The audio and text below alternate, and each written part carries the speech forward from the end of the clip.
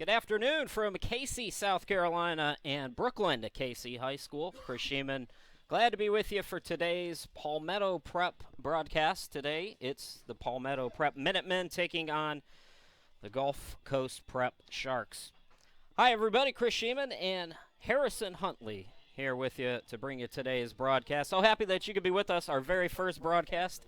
A little bit of controlled chaos here at the beginning, so we'll keep you updated. Folks, I want to mention a couple of things before we get rolling here, and I bring in my color guy / camera guy, Harrison. We've got a live chat going, so feel free to interact with me if you have any problems with the broadcast or anything like that.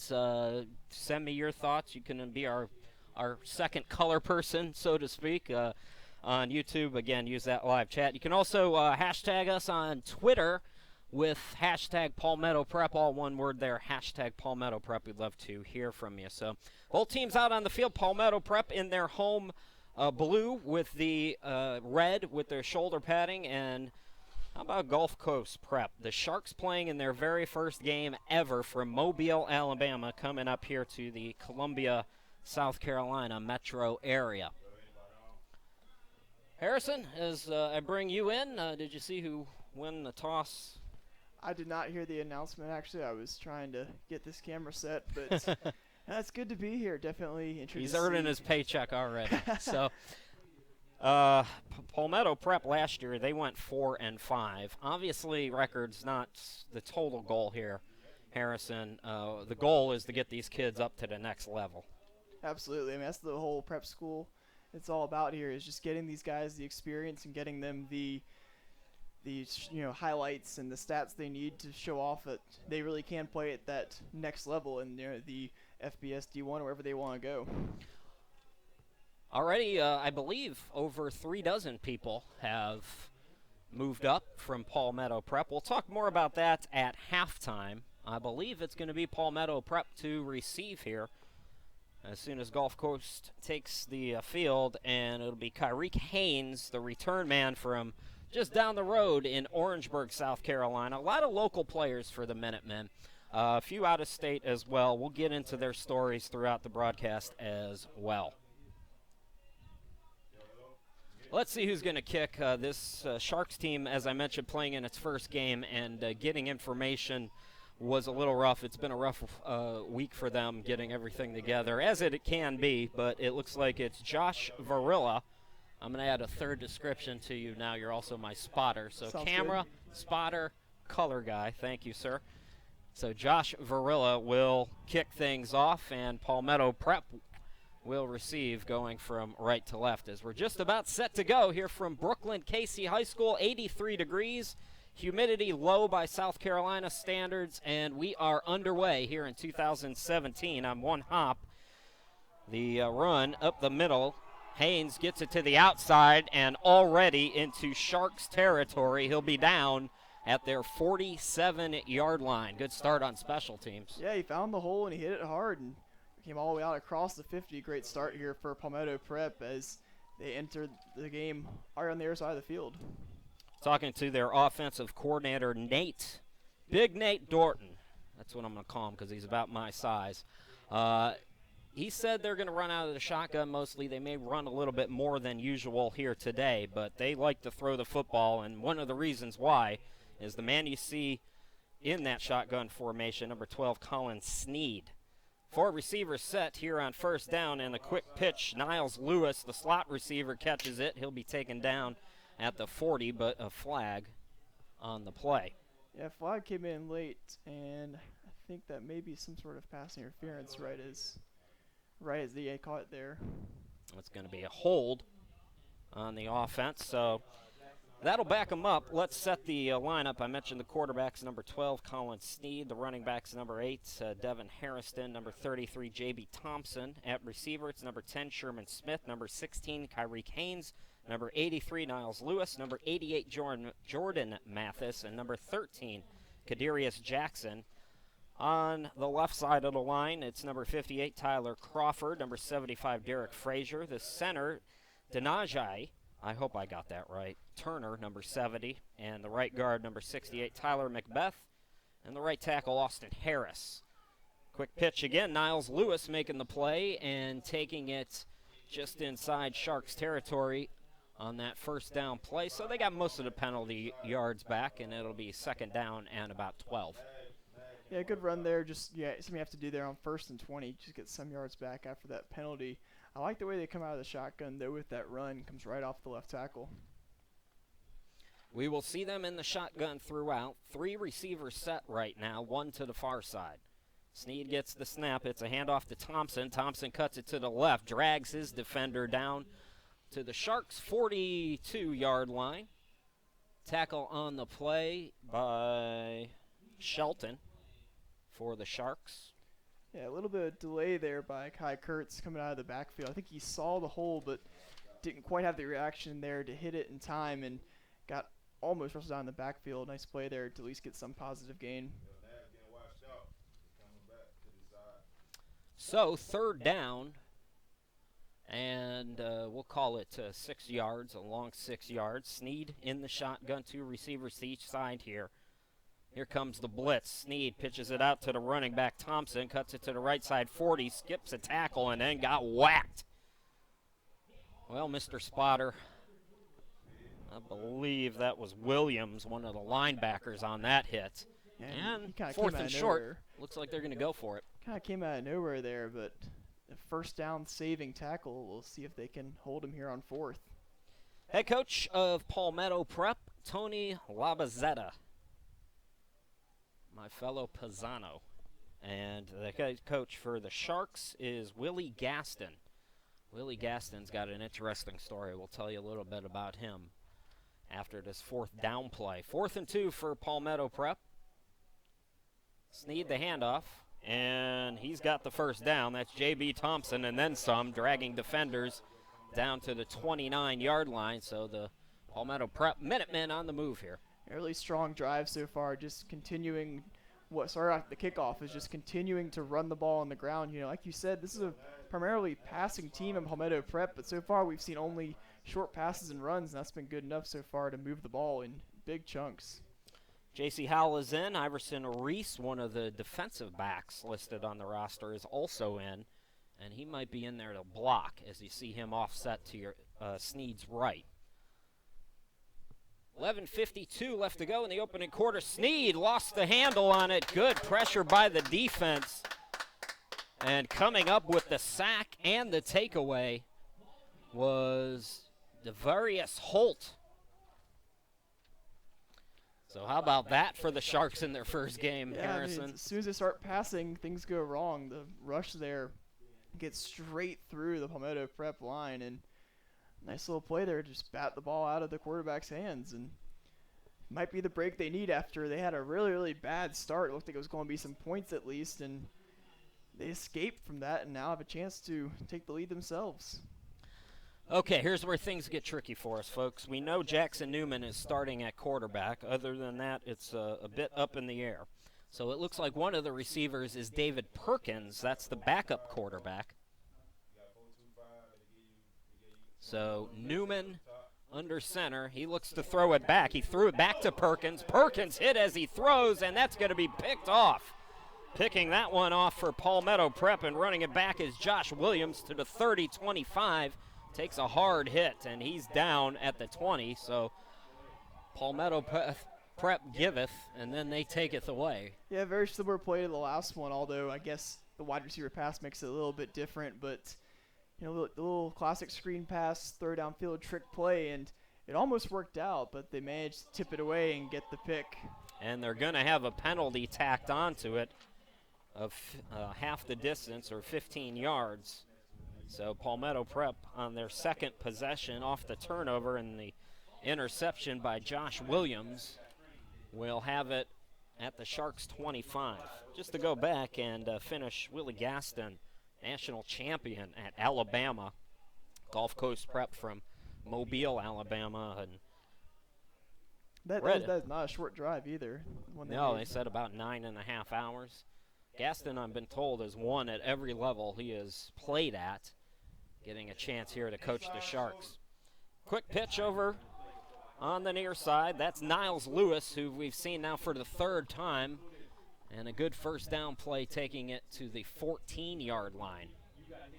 Stopped on the play there by number 19, and that's Shelton again. Yeah, just a classic little screen pass. We keep seeing that over and over again, the short runs, the short passes, and so far I haven't seen a lot from Gulf Coast telling me that they're going to know how to stop this. We got a timeout, so we will go away here with 11:25 left to go here in this first quarter. We'll be right back.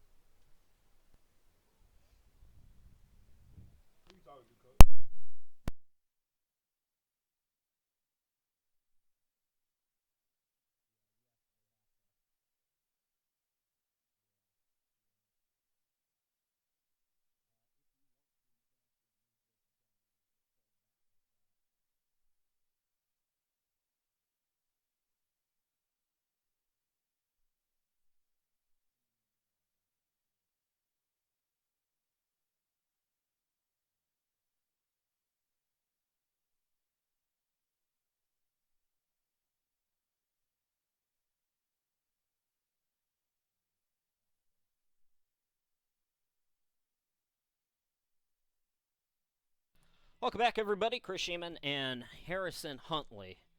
You've got two first names. Do your parents know they did that to you? Family name from what I'm told, and definitely gets confusing a lot of times. I'm trying not to mess it up, but glad to have you. Glad to have those of you who are watching as well. Don't forget the YouTube chat is up. So, first down, they say. That was a 10-yard pickup, and now here's Sneed. Sneed's going to keep it. Takes it to the 10, trying to get to that outside, and he'll be wrapped up, but it'll be first and goal, and that'll be a gain of 11. Well, that was a really good play-action fake. It caught me there if you're watching right there. I've completely missed that one. I thought he handed it off for sure and kept it for himself, and they're going to have, I believe, first and goal now. So opportunity here for the Minutemen. They'll have it at about the 4-yard line, trying to punch it in here on their second drive. Let's get that, apologies for that. Let's get that graphic off there. So Sneed in the shotgun now. Two receivers to the near side. Look out for Lewis. He's the slot. They're going to hand it off. Going up the middle is Howell, and he will punch it in. Minutemen on the board. J.C. Howell, the Florida product, scoring his first touchdown for the Minutemen as they get on the board. Yeah, nothing too fancy there. Just a little inside handoff, and you get 4 yards out. That's all you got to do. So Howell with the first touchdown of the season. And coming in the kick, number 82, that's Christian Ramirez. Ramirez played collegiately here in the Columbia area at Benedict College before coming here, and mishandled snap. Falling on it was the holder, Cameron Brown, but the extra point goes awry. But Minutemen get on the board, 10:43 to go in the opening quarter. It's 6-0 Palmetto Prep.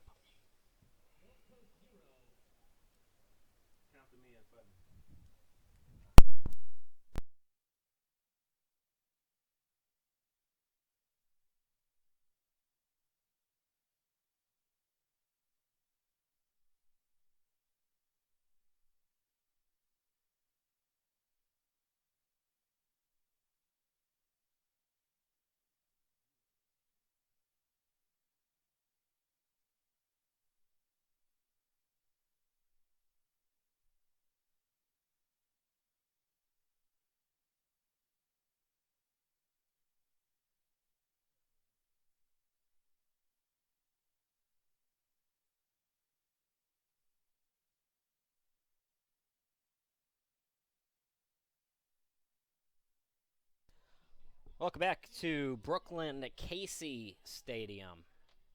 Chris Sheeman, Harrison Huntley, glad to be with you. 6-0 Palmetto Prep, 10:43 left to go here in the opening quarter. Folks, if you're new to JUCO or prep football, this is essentially collegiate rules. They play by NCAA rules.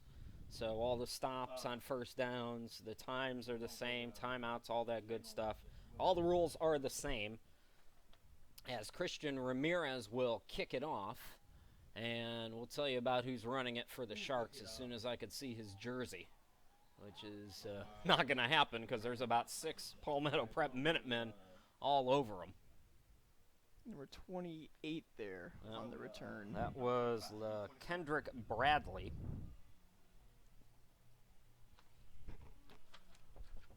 So, the Sharks back on the field now.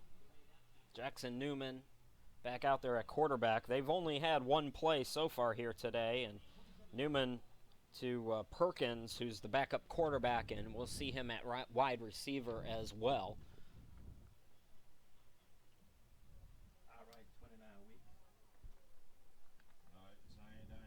Newman will be under center. It's an I formation for the Sharks.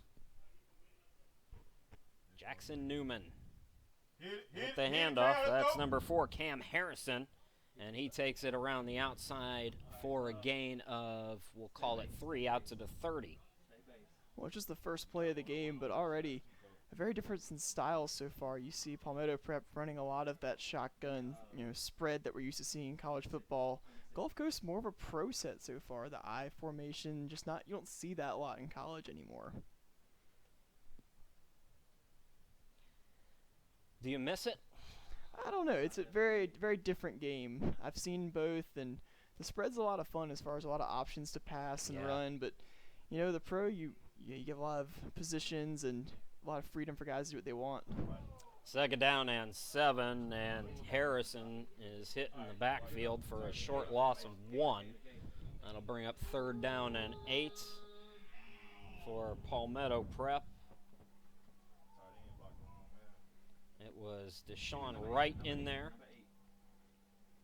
And that was back-to-back breakdowns for the offensive line of Gulf Coast right there. When you try to run the ball out of the eye like that, you're giving away the run when the quarterback sticks his hand out like that, and you got to hope your line can hold for you, and they didn't hold at all in these last 2 plays.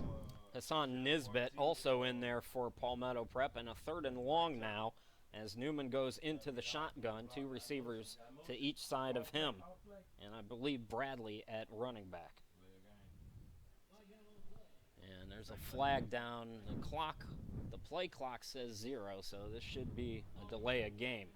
Yeah, you saw Newman there in the backfield kind of motioning towards the receiver to go in motion, and maybe some miscommunication there on the play call because he never moved. From what we've heard, it's been chaos for the Sharks, so we expect to see a fair amount of penalties for a team playing in its first game. It happens. You've got to get to know everybody, and you've got to have everybody on the same page. And Jackson Newman with all the pressure on his shoulders. There you go. Oh! And that'll be a drop by Derek McCarthy on 3rd down. He would have had the 1st down and then some. Yeah, and he's kicking himself right there. He ran right over the middle, no one on him, and in and out of his hands, off his chest. Just couldn't hold on to it. So that'll bring up 4th down, and it's time to punt for the Sharks.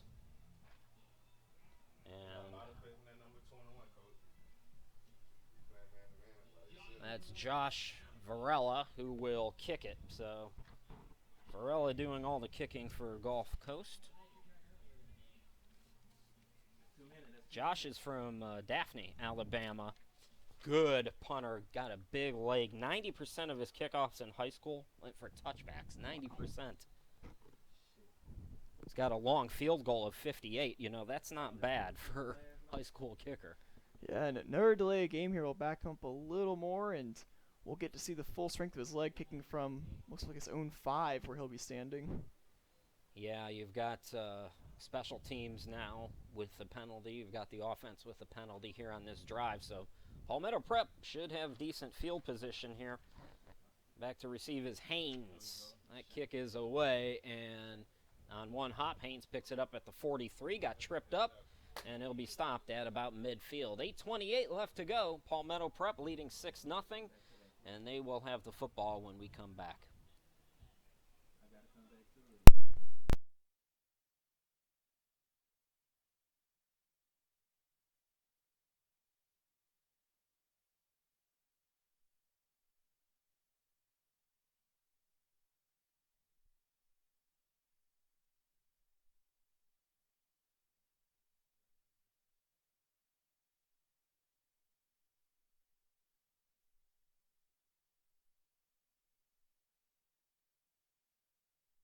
First and 10 at midfield for Palmetto Prep. Chris Sheeman and Harrison Huntley glad to be back with you. Colin Sneed still under center. Here on this first down play, he hands it off, and it's going to be an 11-yard pickup and into Sharks territory. And on the carry, that was Devin Hairston. Devin's got a good story. He was the Conference Player of the Year up in North Carolina at West Stokes. 2,214 all-purpose yards last year, 1,700 rush yards, 22 touchdowns. And he's the third running back, folks. High snap, handled by Sneed nicely. Sneed looking to roll out, and that play, Harrison dead from the beginning on the sack for Gulf Coast was number 23, and that's the linebacker, Holt. Just a busted play there. Nothing you can really do if you're Sneed. He tries to turn around, make something of it, but he faces 2 or 3 Sharks right there. Apologies, folks. The scoreboard is correct now. We forgot to update it. So 6-0 Palmetto Prep over Gulf Coast. We are at the midway point here of quarter number 1. And this will be a second down and 14 now for the Minutemen. Colin Sneed from North Greenville. Well, he played collegiately at North Greenville at D2 with a big bomb over on the far side, intended for Jackson, Kadarius Jackson, but a little bit too high. Yeah, when he was open, but there were still 2 or 3 guys right around him. I don't know if there was someone else open or if that was just the play he had to run, but certainly not the most open receiver on the field. Colin Sneed, as I mentioned, started his collegiate career at North Greenville. That's a D2. Just 6 games last year, 97 yards, 13 passes, and a touchdown, 148 rushing yards. So he can run the football. At Hillcrest High School in 2014, he was a state champion. 8,000 passing yards in high school. Sneed with the gun again, and too much on it on 3rd and long as Sherman Smith unable to make the play. Yeah, just using that arm a little too much there. You said 8,000 yards in high school, and it's a little different when you're in college. You got to be much more precise, and receivers aren't always going to be as wide open as they are when you have, playing against 18-year-olds. Folks, don't forget you can chat with us on Twitter, #Palmetto Prep, all one word, and we also have the YouTube chat. Folks are being kind of shy with us today, but it usually is that way during the first break. Once we mention them, once we mention one person on air, they're all going to start talking to us, I promise. Mark McCloskey on the punt now for the Minutemen here on this 4th and 14. Boots it from about midfield, and a good arcing kick. They're going to try to run it out, and he's got some room. I believe that's Tomaz Pritchett on the return, and boy, I thought that was going to be dangerous. Yeah, Usually they tell you not to just fair catch it or get out of the way, but he made something out of it out to the 30 about. Well, that's what I was going to say is when you get within 5-10 yards, usually you're told just let it go and take the touchback, but he feels that probably on his own 3 and just about gets tackled right there too, but makes a couple guys miss and turns into a good return. Folks, just a couple of things of note. We are streaming on a MiFi card, and it looks like the internet might have cut out once or twice on you. If it does that, it'll come back. We'll get it going as quick as possible. So Jackson Newman back out there at quarterback now for the Sharks in the shotgun on this first down play. He's going to run it up the middle, takes it to the outside 35-40 and slides after picking up a Sharks first down. Call it a gain of 13. Coaches love to see that, man, when you can run the first down and slide. Your quarterback gets you the first down, moves the change, and doesn't take a hit either. Well, Chase Hartley, the running back for the Minuteman, kind of all by himself. He's another Florida product from Centennial High School. It's Florida, it's Ohio, and it's Texas. That's the best high school football in the country. Yeah, from talent right to FBS and Division I, absolutely. And you see some good stuff out of South Carolina as well. I know you work down here as well with high schools, and there's a lot of good football around here in the South. Jackson Newman under center. He's going to hand it off, and that play is blown up. Cam Wilson, I believe, was in there. Also, True Self Cooper making the tackle for the Minutemen. And it's a loss of 1, second down and 11. Inside 6 to play. Chris Sheeman, Harrison Huntley with you. It's 6-0 Minutemen. They got a J.C. Howell 4-yard touchdown run off a turnover at the 10:43 mark, and the extra point was missed because of the bad snap. It's been nice this weekend too, Harrison. The humidity's a little bit lower. These players, it's still hot on that field, don't get me wrong, but they're not dealing with what they could be dealing with this time of the year. Yeah, it's not quite fall climate yet, but certainly not how it was in July. Newman, he's going to take off, and he's not going to get very far. Tackle on the play. I think Newman couldn't really. Nisbet? Correction, that was Draquan Lindsay. Couldn't really decide whether he wanted to run or pass on that one. Ended up taking the worst there. So he gets hit pretty hard and bring up third down. So 3rd and 10, he did get the yard back, so they're back at the line of scrimmage now. Inside 5 minutes to go. Pretty good crowd on hand here, too. I mentioned a lot of the Minutemen are from South Carolina and North Carolina. That as we've also talked about, there's a few from Florida, one from a couple of from Virginia, New Jersey as well. Newman facing pressure, throws it too long for the intended receiver, McCarthy, and that was great pressure by that Minutemen line and linebacking crew. Yeah, but even so, that was going to be a first down right there. If Newman makes that throw, receiver wide open, just a little bit too far and over on the sideline. So 4th down, time for Varela to kick it for the 2nd time here today, and Haynes back to receive for Palmetto Prep. He's standing back there at his own 20, as you said, a really good leg here for Gulf Coast punter, and we'll see if he'll take the bait and try to return it inside the 10 like the last guy did. I think we have a different return man. That's number 17, Keithio Carson. That's another delay of game there on Gulf Coast, their 3rd one in the last 2 drives. So Carson is back to receive this punt. But after the Sharks are backed up 5 more yards. Palmetto Prep, this is our first and last broadcast for a while. We're going to go away for the month of September as the Minutemen hit the road for the entire month. Nice kick by Barilla. Carson had trouble with it, able to pick it up. Takes it to the 20, gets to the outside 25-30, 35-40, 45, dances around trying to get to midfield, and he'll be stopped after a terrific gain by Carson. Harrison, that looked like it was going to be trouble again. We've seen it now on both sides. Right, he just steps back inside his own 15. You don't want to return out of there, but he's going to choose to anyway, then drops the football and almost loses it, but makes some Houdini magic happen and ends up with a pretty good spot there in just about the 43 or so, or rather 47 for Palmetto Prep now. Desmond, I don't know if it's Geeter or Jeter in at wide receiver, trying to make sure we get as many people covered. Sherman Smith on the near side with him.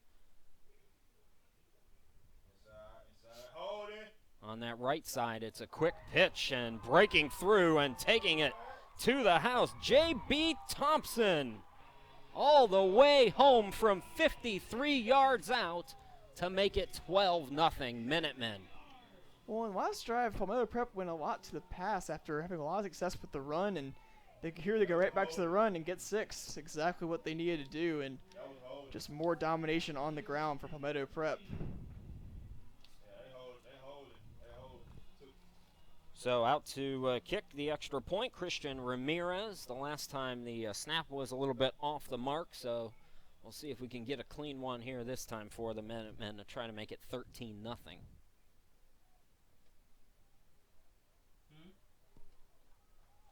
And he does, so Ramirez boots it through 13-0 in favor of Palmetto Prep.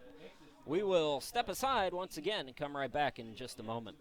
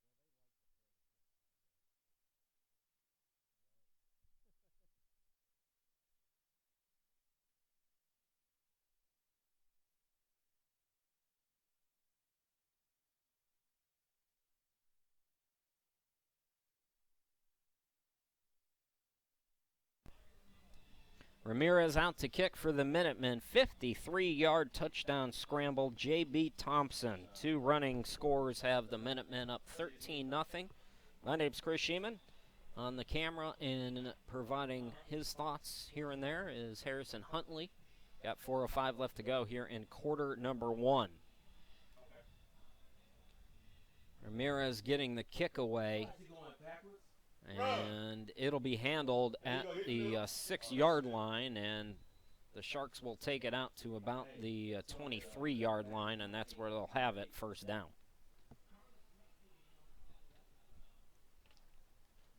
Tackle on the play, Tate Ellerby, one of the special teams players, was there.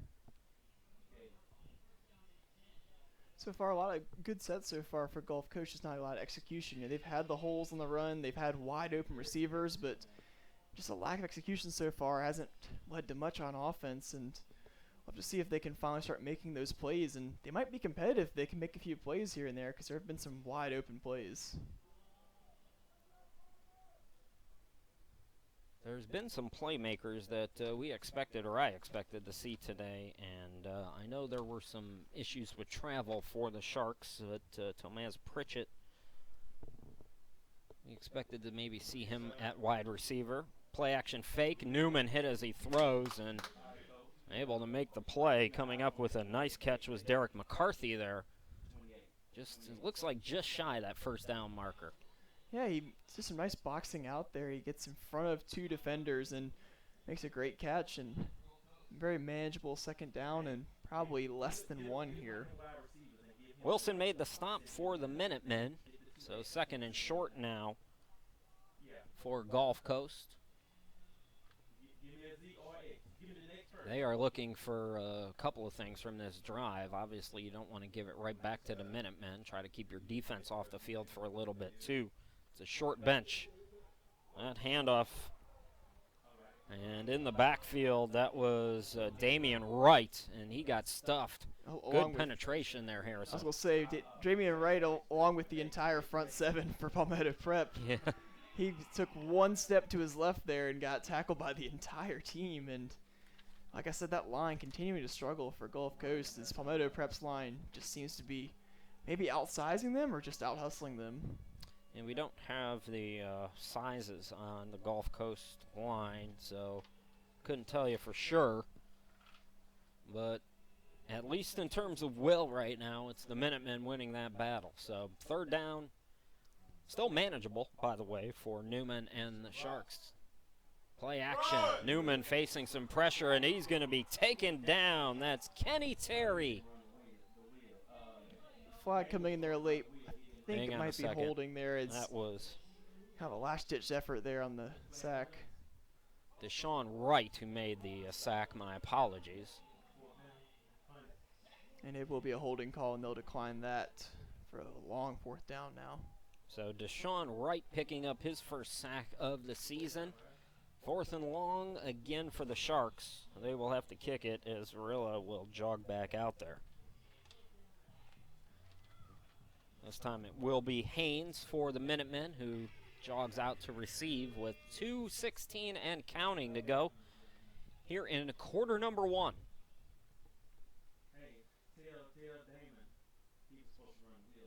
Palmetto Prep opening at home to start off 2017. That was almost a block. The flag comes out, and they're going to punt it again. That will not, I won't think, be a 15-yarder. Yeah, I think he just was going for the block there. Yep, running into the kicker. They'll get 5 yards. Shot to it again. I don't think Valeria's injured, but he is kind of walking around over there a bit. Yeah, he's trying to sell it. I don't blame him. Absolutely. If you can get that 15, the automatic first, you're a hero. I'm from Cleveland, Ohio, and back when the Browns were a football team, my dad used to tell me about their punter. And for the life of me, of course, now the name escapes me, but I mean, if anybody got near him, he was going to fall down. I think we got a new punter on for Gulf Coast. So Tyler Loza is coming back in, or is coming in for the first time to kick. So and now we're going to get a timeout. So timeout on the field. We'll step aside as well. Come back here in just a minute.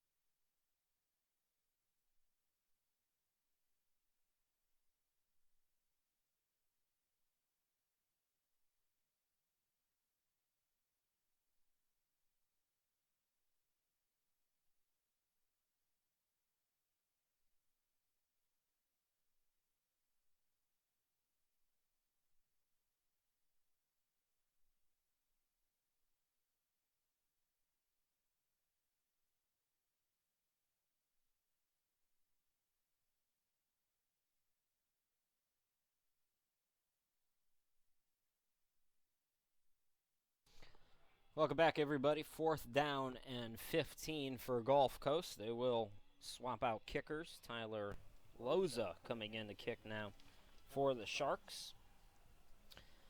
Tyler from Wetumpka High School, and I know that area very well. Those of you who may be from that area who are watching this right now, if you recognize my voice, and I find that hard to believe, but if you recognize my voice, it's because I was actually on the air in the Alex City area. 105.1 FM, The Lake. I did the late shift on that, and I just wrapped up doing that, I think, this spring. So I know that area very well, that Alex City, Wetumpka, Opelika, all those areas around there. Prettier part of Alabama than I expected it to be honest with you. It's kind of smack dab in the middle there, and a lot of lakes and trails, and if you like the outdoors, it's a cool place. I'm not sure what the holdup is here, but we're going to have this 4th down play at some point in our lives, so hang out. Looks like we're about set here now is something with the referees, maybe getting a water break, because it is a little hot out there. Yeah.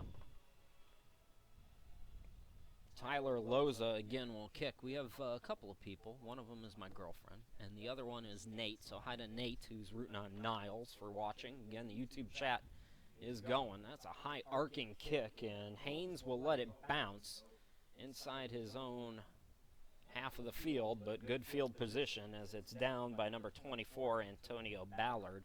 And the Minutemen will have it 1st and 10, leading 13-0. Well, as we said at the top of the broadcast, Minutemen definitely more of a passing team, but so far the running game has been their strength. They're both touchdowns on the run, and most of their offense has been just simple little inside handoffs right off the tackle or so, and they've gone for some huge gains that you don't usually expect to get from that kind of play calling. J.C. Howell from 4 yards out at the 10:43 mark, and then Thompson with a 53-yard run. Number 23 is in again. That's Iverson Reese. And again, he's offset. Colin Sneed, the quarterback. The lone back is Howell. Howell gets it up the middle, and he's stopped right at the line of scrimmage. And on the play, I believe it was Holt. It's really hard to see those jerseys. That light on teal. Nice looking jerseys. Just not good for my job. I mean, it could be worse. I'm sure you've done the camo jerseys or the striped jerseys where you just can't see the numbers at all. Yeah, I'll tell you about that here in a second. A.J. Nash made the play. Want to give proper credit. 2nd and 10. Quick pass complete. Sherman Smith on the near side takes it inside Sharks territory. It's a 6-yard gain. Upshaw the corner with the tackle, and it'll be 3rd down and manageable here for Palmetto Prep. The high school that I work for in Myrtle Beach, Carolina Forest, has black jerseys on with gray numbers. Wow. So all I do is guess. Luckily, it's radio. Nobody cares.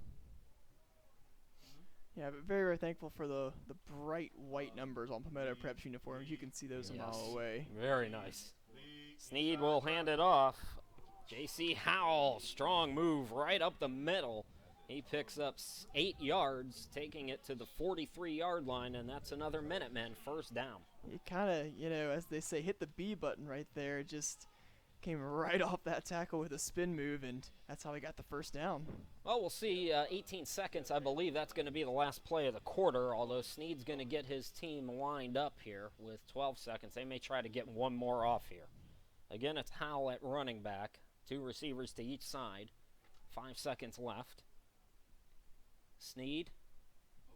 And he gets it off just in time. Howell, it's a fake. Sneed keeps it to the 35, 30, 25, and he's stopped after a gain of 13 yards, and that will end quarter number 1. So we'll start quarter number 2 with Palmetto Prep on the march. They lead at 13-0 after 1 quarter of play. We'll take a timeout and come back for quarter number 2 after this.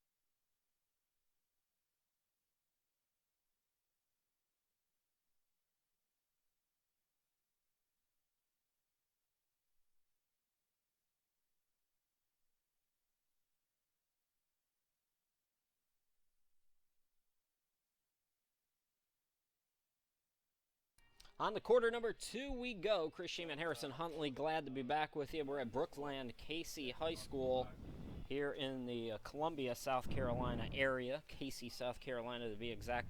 Don Cockroff was the punter for the Browns back in the days of the Cardiac Kids, and he was the one who used to fall down if a feather touched him. So, second quarter action, 13-0 Minutemen. Colin Sneed here on first down, looking to drive again. Sneed looking to pitch it on the near side for Jeter, and that pass is incomplete. I mean, that was just a great move anyway, just to get the pass off there. There were 2-3 guys in the backfield, and Sneed with a great job to avoid the rush. Looking really good there on his feet, and just missed the receiver by a little bit. Wes Dorton will be my guest at halftime, the athletic director here at Palmetto Prep. So we'll have him come on if he remembers that he's supposed to do that. He was doing a lot of running around earlier today. So we'll see. If not, then we'll just go away for 15 minutes, and you guys can go away. And 2nd and 10 now. Handoff up the middle. That's going to be Howell again, I believe, and it's a short gain for Howell. Just one. It'll be 3rd down and long.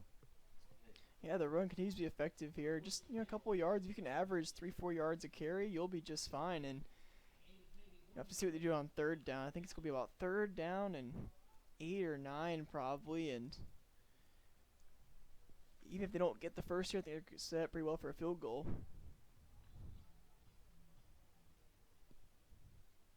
So here we go. Clock continues to move, just underway here in quarter number 2.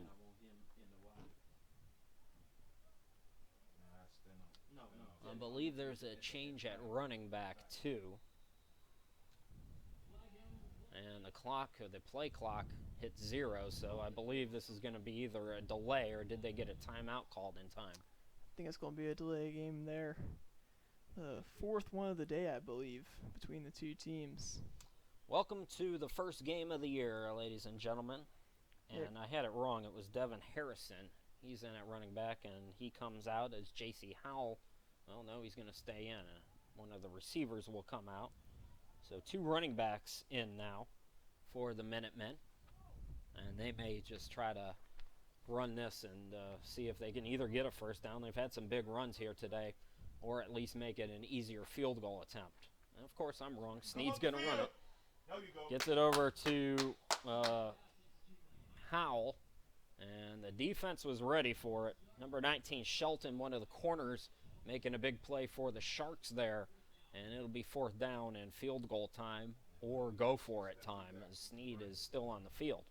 Well, that's essentially a run play right there. Even if you do call it a pass, that's a little screen pass to a running back that's in the slot. So essentially a running play there, trying to get a few yards, but now going to set up a long field goal attempt right here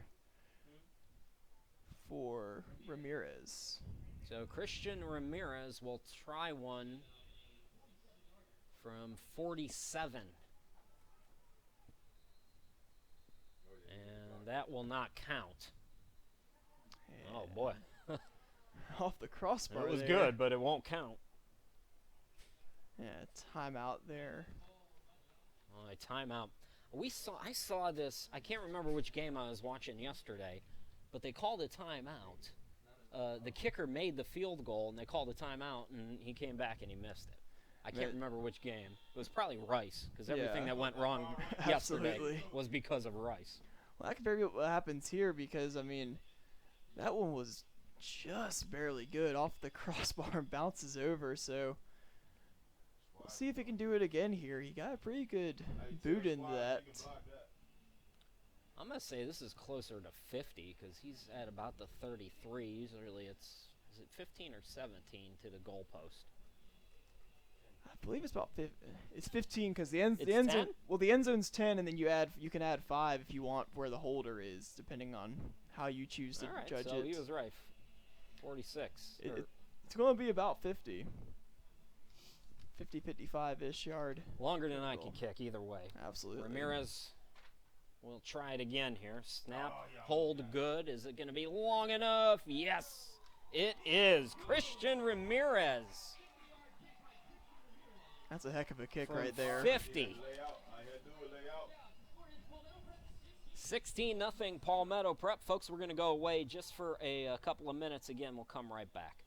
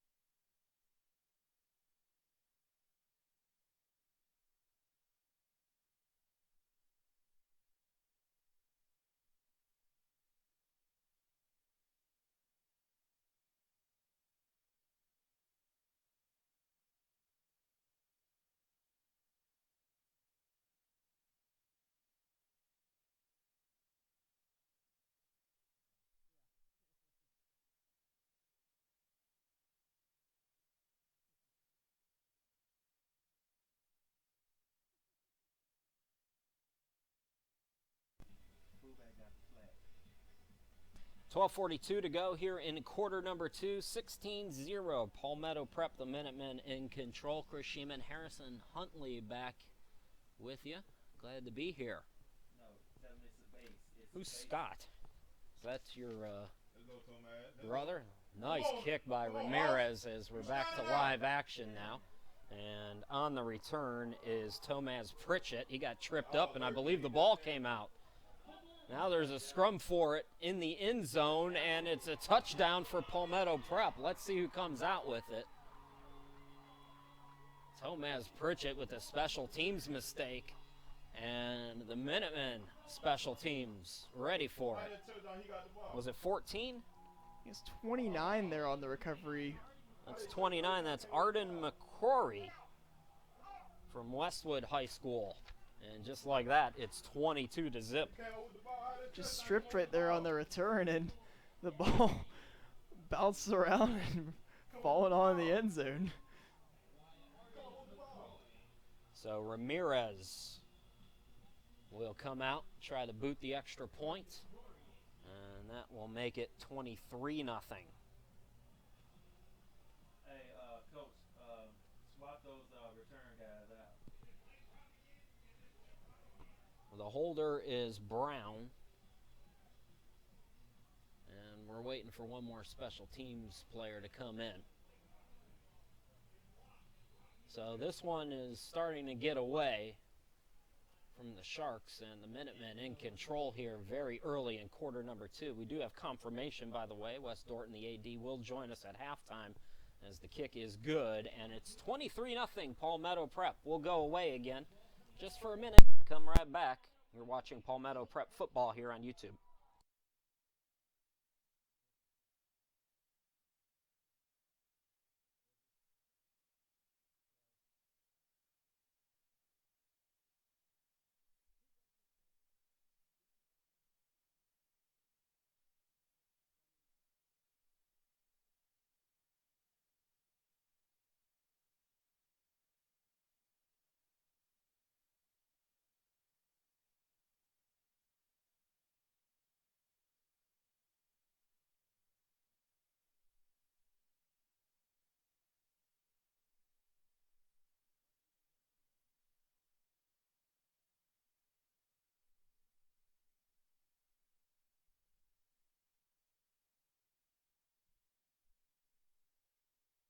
Welcome back, everybody. 23-0 Palmetto Prep in control. It's the Sharks' first game. You got to keep that in mind, folks. And there's a lot to be learned.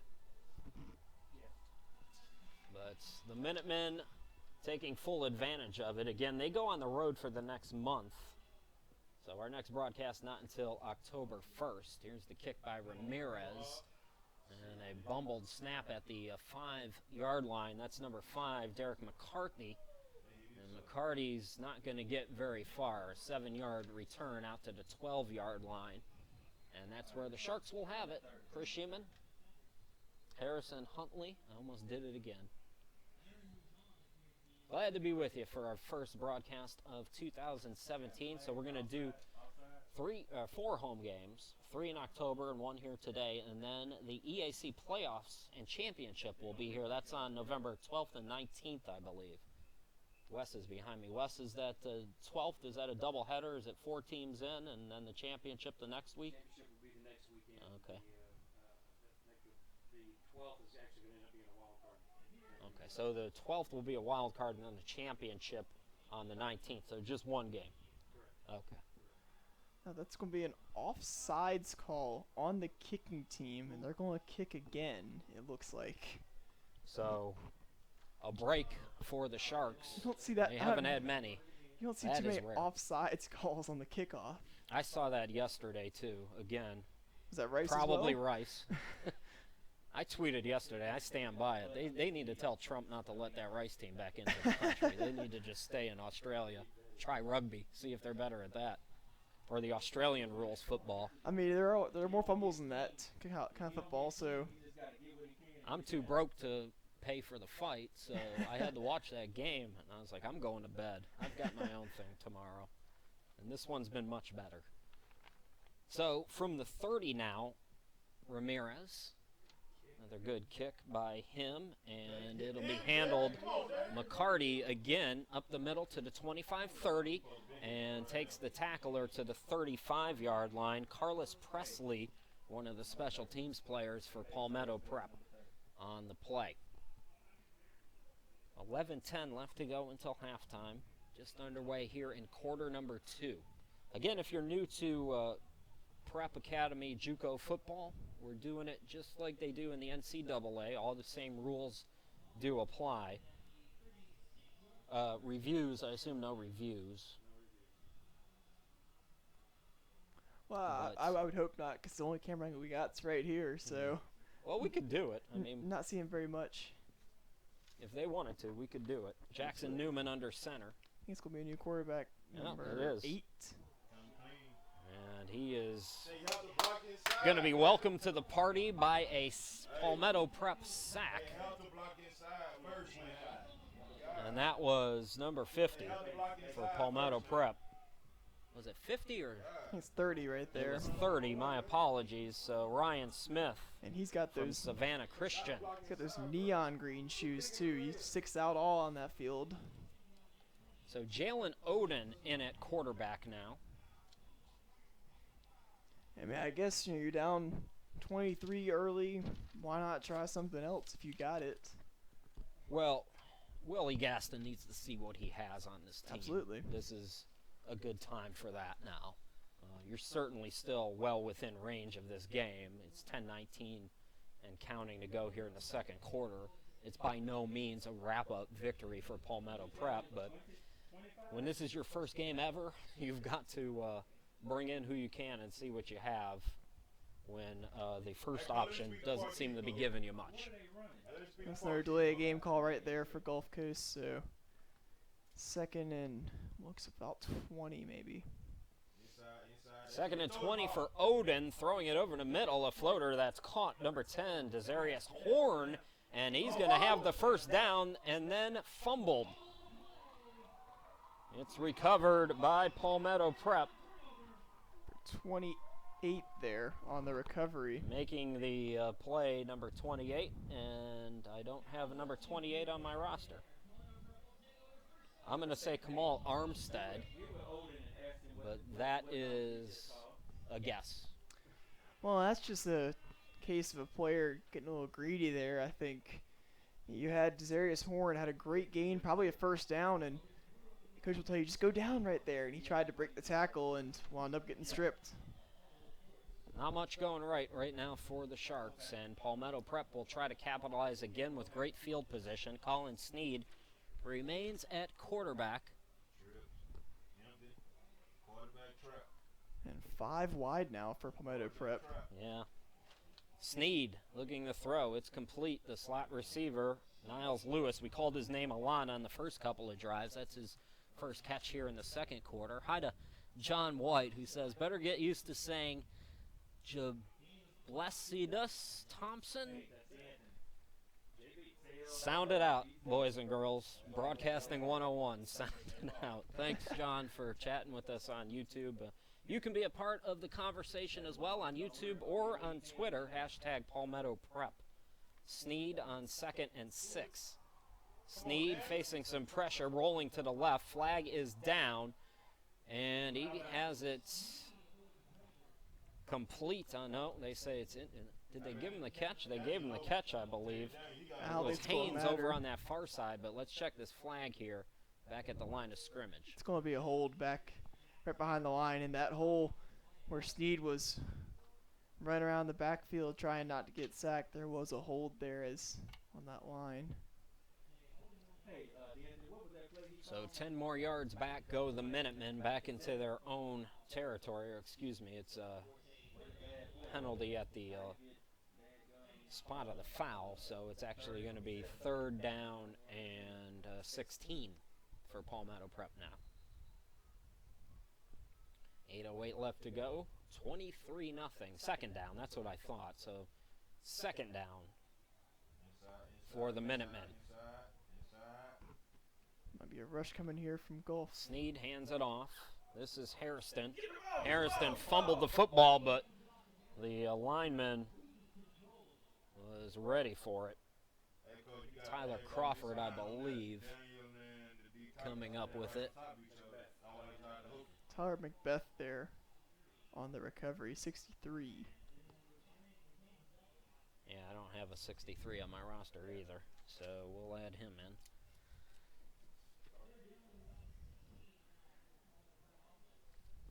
Yeah, definitely some run defense there from Gulf Coast. They put 5, 6, I think might even 7 there in the box, and definitely able to snuff out that run. And Sneed will get a timeout here with 4 left on the play clock.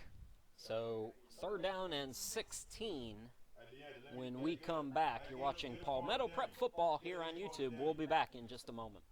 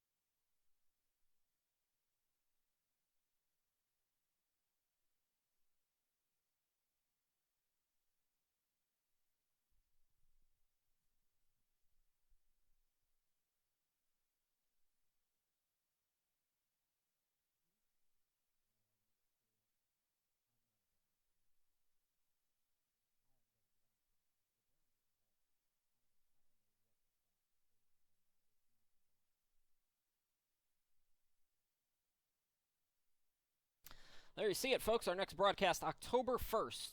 North Georgia Prep coming here to Casey, South Carolina. All the games at 2 o'clock, by the way, all season long. Chris Sheeman, Harrison Huntley, glad to be back with you. So it's an empty backfield now for Sneed here on 3rd and 16. He's going to pitch it over to Jackson. Jackson spins inside Sharks territory, but back to the original line of scrimmage, a 6-yard game. And it'll be time to punt for the Minuteman. Yeah, just the penalty and the sack really set him back there. But, you know, when you're up 20, you can take those kind of chances. You can try out different things. And good little first game here. You know, you get up big and have a chance to try out some different sets. So just a quick scoring recap. I know some of you are just joining us. J.C. Howe, 4-yard touchdown run with 10:43 to go in the opening quarter. Extra point missed. It was 6-0. J.B. Thompson from 53 yards out at the 4:05 mark in quarter number 1 made it 13-0. Ramirez had a 50-yarder to make it 16-0 early on in this second quarter. And then McCory on special teams with a fumble recovery in the end zone. Kick was good, 23-0. That was about 6 minutes ago. Another penalty, I believe, So maybe an intentional one.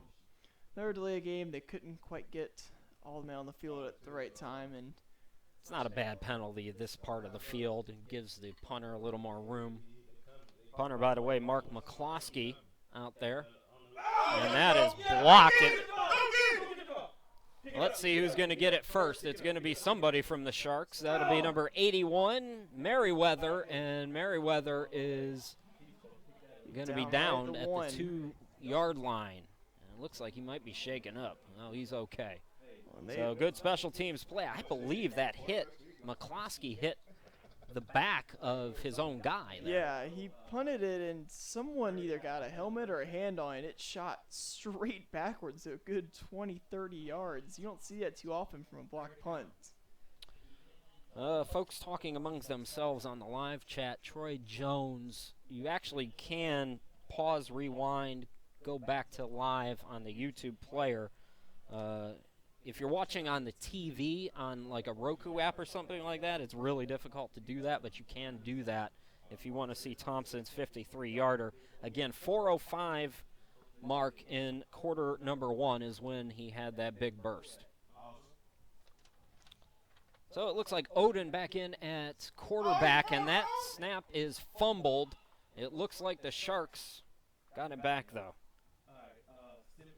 Is anything going to go right today for this team? I mean, you've got it in perfect position here for a score, and you almost turned it over again. You've got to get points on this one. I mean, this is a gift. You got to get 6 at least. This is a gift, and you know, for a team that hasn't even scored yet, I think in the entire history, right? Because it's the first game, so you know, just a prime chance to get that, and already a fumble. They're going to have to face second down and goal here. Folks were talking about Thompson on the Twitter chat as well. Jablestis Thompson. I've got him at 6.1 yards per rush as we have a timeout on the field. We'll keep it here in Yak a little bit. Last year, I did what I could to find information on these guys, but folks, if you've got any stats or anything, I know he had a 5-touchdown game or something like that, according to John, who's on YouTube. J.B. Thompson from Virginia, Patriot High School up there in Virginia. He's the talk of YouTube right now. So we're in a timeout, 4:25 left to go, 23-0. Gulf Coast knocking on the door. They'll have it second down and goal at the 5-yard line. Chris Sheeman and Huntley. There you go. Oh, come on. How did I get that wrong? Of all the things I was going to screw up today, I thought about it on the drive over. I was like, I'm going to switch his names around. I know I'm going to do that. Never thought I'd get one of them wrong, though. Harrison, what are your thoughts here so far here in this first half? Well, I mean, so far, I mean, the score shows it's been all Palmetto prep, and it's been both sides of the ball. It's been the running game on defense, and it's been on offense. And, you know, it's evident that it's Gulf Coast's first game, and I hope right here they can get some points and really, you know, get some confidence behind them, because if not, it's going to be a long second half. Momentum opportunity here now for Odin, who's under center. Big fullback is number 44, Seifert. He gets the handoff, and he goes nowhere. He's hitting the backfield, as a matter of fact, and a whole host of defenders. Truself Cooper, the linebacker from Georgia. He played at Georgia Military last year, coming up with that play. At Benedictine High School, Cooper was Defensive Player of the Year as a senior. Listen to this, Harrison, 164 tackles in his senior year. So he knows how to find the football, and he found it there. Now it's 3rd and goal from the 8-yard line. On a busted play on the first one with the fumbled snap, and a run for no gain or negative gain. It's going to be tough to see. And yeah, you could see Odin frustrated there as they have got to call timeout. Well, they don't have any timeouts. So that's going to be another delay game. Oh, they don't have any. Tell Derek to get out there in the gator. Same play. Yeah, unfortunately, I think they've already used their allotment of timeouts trying to avoid other delay games, and unfortunately, this one's pretty costly. 3rd down and goal now from the 13-yard line, excuse me. We still don't have enough. And it's only How many men are out I there? think it's only 10 guys right now. They've got 10 guys out We've there. got 10 guys lined up here for 3rd and goal. On the weak side. And guess what, folks? They've got a 9.5-hour bus ride on the way back. Player number It's 11 a delay of comes game again. in. We saw right the there. player coming in, but the snap was not off the player was running on the field with 3 on the play clock, so they're going to be backed up again. It's going to be 3rd and goal from what looks like the 19-yard line. They say fear is a powerful weapon, and I think there's going to be some fear put into these kids in the locker room. Absolutely, and I just had a very, very strong coach that talked to before the game. You know, he knows what he's up against here. He knows this is a challenge building this kind of program, and he's definitely up for it, I think. And this is just, you know, the lumps you take when you're trying to build a program from scratch. Put it up. Here's Odin throwing it complete over the middle. A flag is down. It's well short of the goal line, and that might be roughing the it's going to passer. be roughing the passer, so the Minutemen give the Sharks a mercy gift. 3 or 4 penalties of their own for Gulf Coast, and they finally get one going their way, and I believe it's going to be automatic first down and some new life here. Yeah, Willie Gaston, as I mentioned in the first quarter, a national champion at Alabama. Been told he won a championship at every level. He had a chance with the then Houston Oilers. Never really played, and I found an article online that he did an interview when he made the transition from the NFL to arena ball. The now Titans, then Oilers, when they were in the middle of moving, basically told Willie that he was too small. Now you're talking about he was an all-conference safety, I believe, at Alabama. Too small, so he used that motivation and had a great indoor career, won championships there. He's got his work cut out for him right now. I don't envy him. But he does have a 1st and goal now for his team after that roughing the passer from the 9. It's Odin in the shotgun. The lone back is Harrison. Over the middle, it's picked. Palmetto Prep. Jason Williams coming up with it.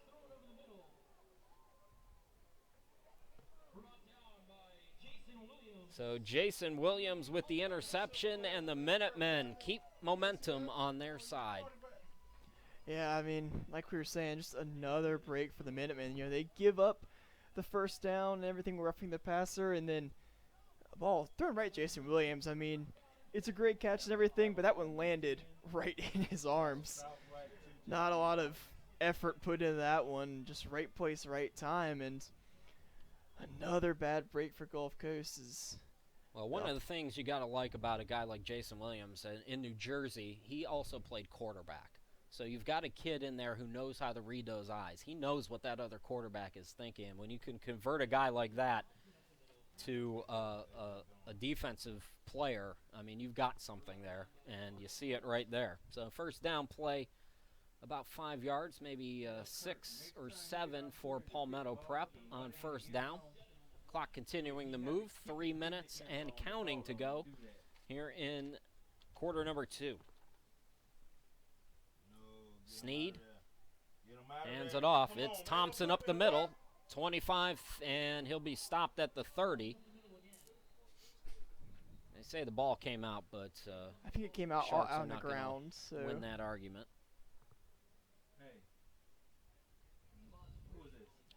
Another first down for Palmetto Prep, and I mean 2:40. They've got plenty of time. Neither team has a timeout, but Palmetto Prep has been marching quickly.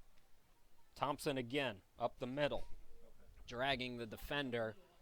Quizell Williams on the stop, but not before Thompson picks up 6 more yards.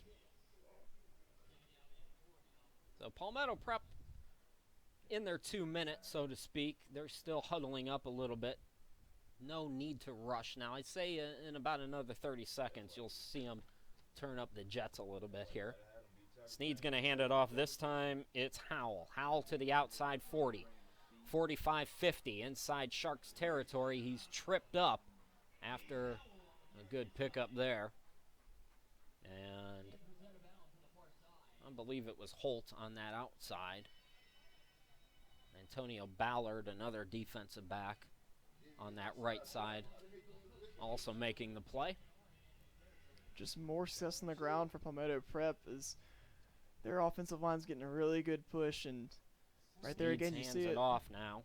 Again, it's Howell. Howell, not much that time, and a late flag comes in away from the ball. So that'll stop the clock with 90 seconds left to go. Don't forget, folks, at halftime, Wes Dorton, your Palmetto Prep AD.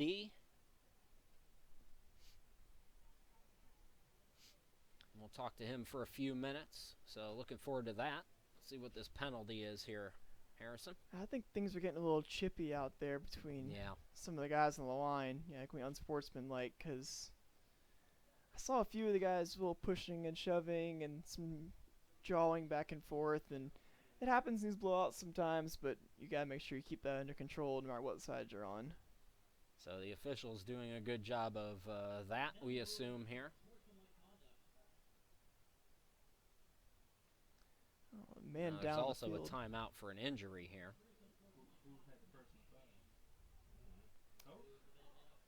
Looks like the unsportsmanlike looks like it'll be on Gulf Coast, seeing as how everyone seems to be walking towards the right. So a 15-yard penalty will give Palmetto Prep another first down and edge them closer to the red zone.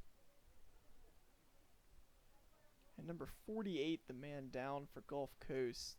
That was Singleton, one of the linemen. Looks like he's walking under his own power. That's good news there. As you see Willie Gaston and his staff helping him off the field.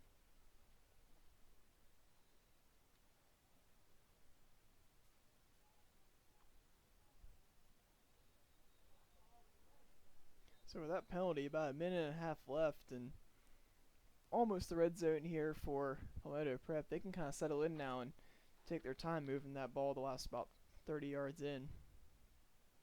So we'll see if they try to run. They've been successful with the run so far here today. 2 rushing touchdowns in this game, a field goal and a special teams touchdown. That's where we're at here at 23-0. And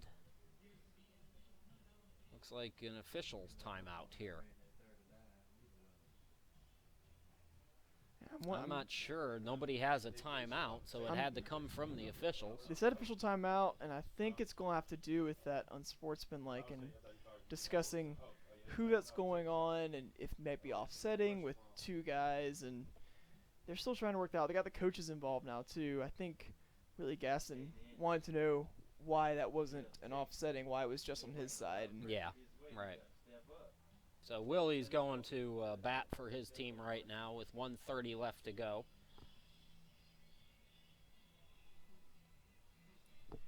So I'll tell you what, folks, we'll step aside while they sort this out, and we'll come back here in just a moment.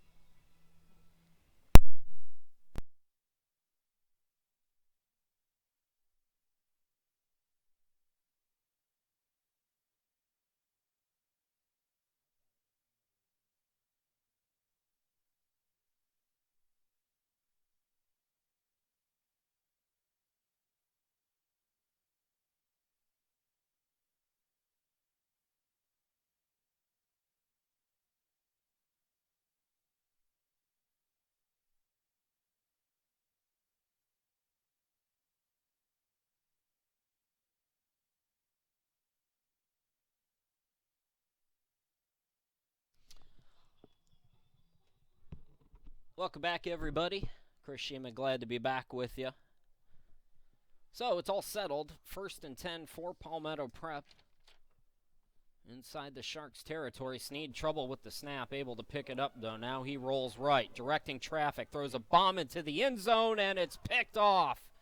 It was underthrown, and coming up with the play is the DB, Montrell, Squire, with the interception.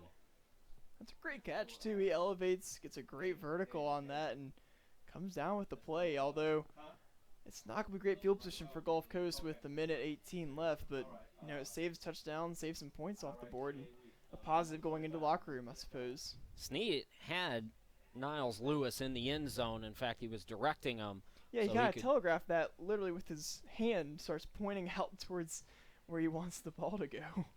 Yeah, so an alert play by the defender there, and Squire with his first interception of the season. Now, 1:18 left to go. I know the Sharks want some momentum going into the locker room, but they got to be careful. They've been sloppy with the football on offense, and they do not want to turn it over here. I think you might see a few inside handoff runs and go into the locker room.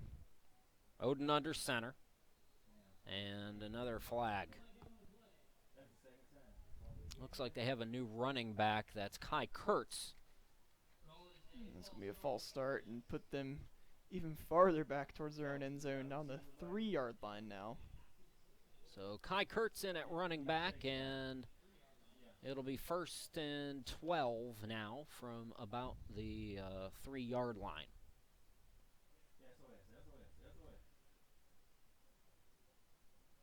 Palmetto Prep, 2 touchdowns in the first quarter, 50-yard field goal by Ramirez in the second, and a special teams touchdown in the second. Another flag. It's going to be another false start, and so I'll put him half distance to the goal at the 1.5-yard line. Kai Kurtz disgusted in the backfield. Because he knows he's about to run right into that and try to get out of the end zone now.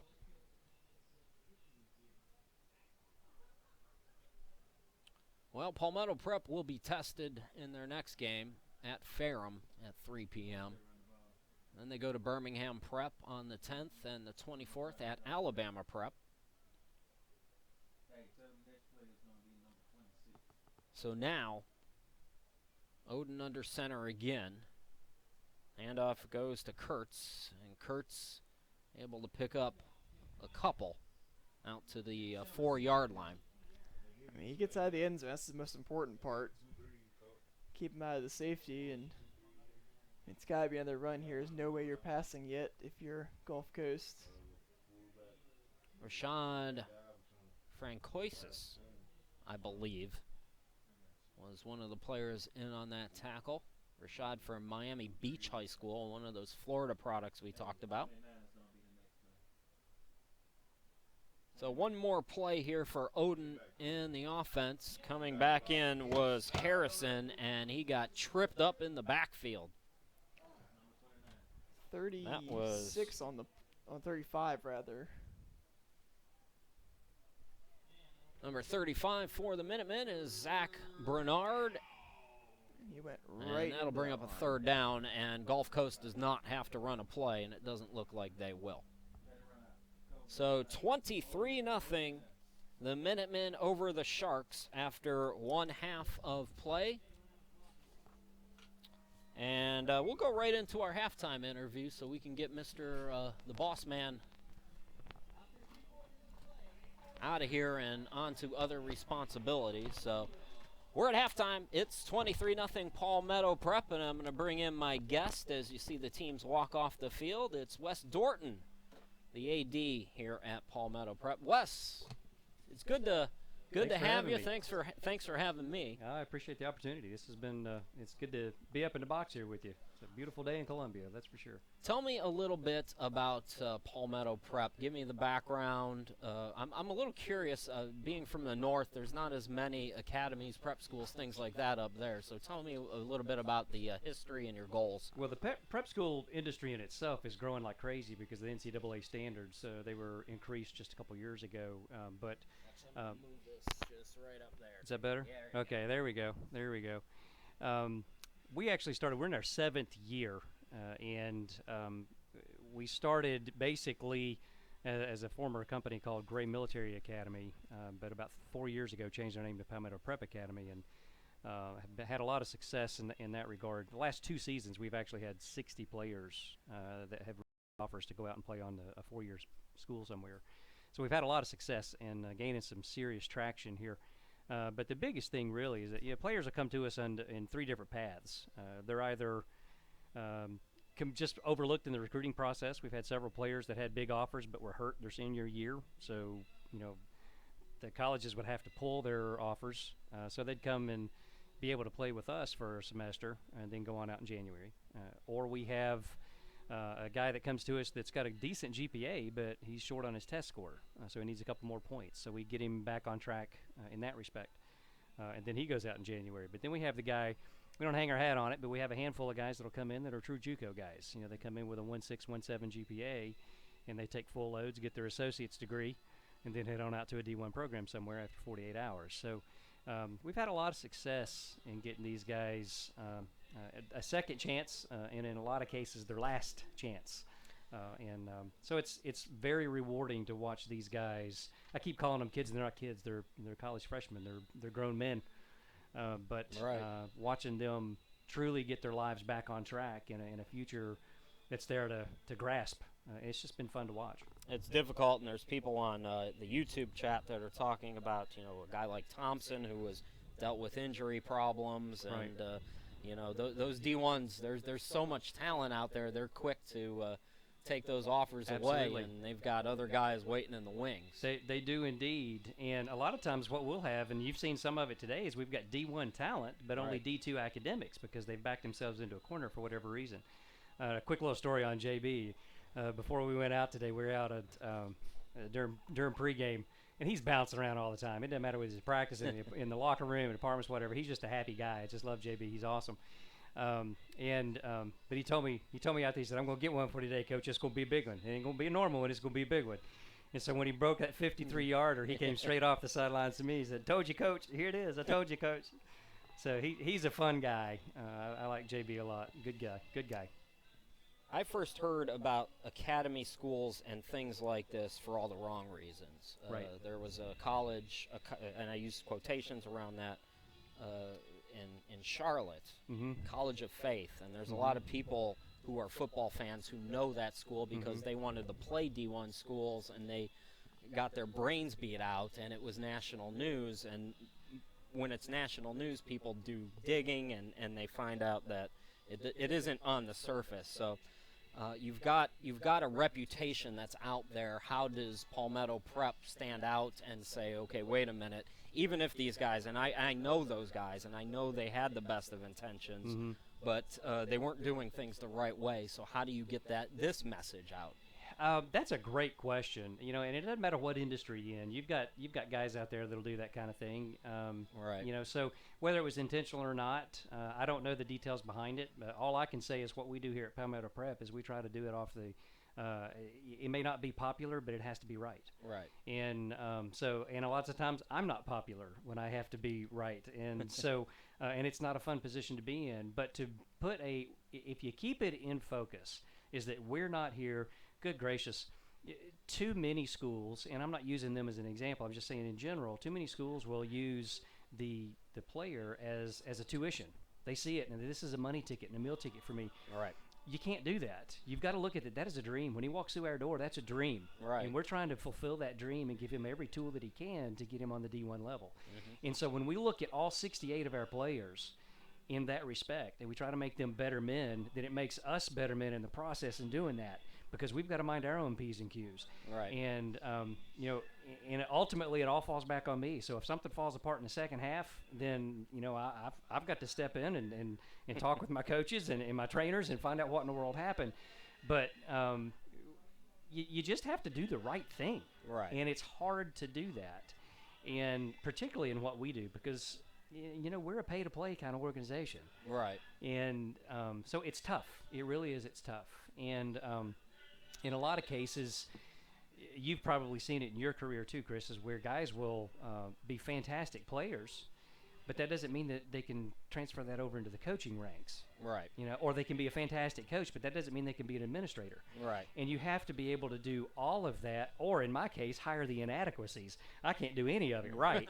I can just do the one thing right, but I hire what I can't do. So that's what's made Palmetto Prep, is that we all work together, and we've all got our specific jobs. And it's been a long time coming to get to this point. Right. I mean, my goodness, we have, I've been here since day one, back in 2011, and my word, the way God has just brought us into the promised land is just really cool.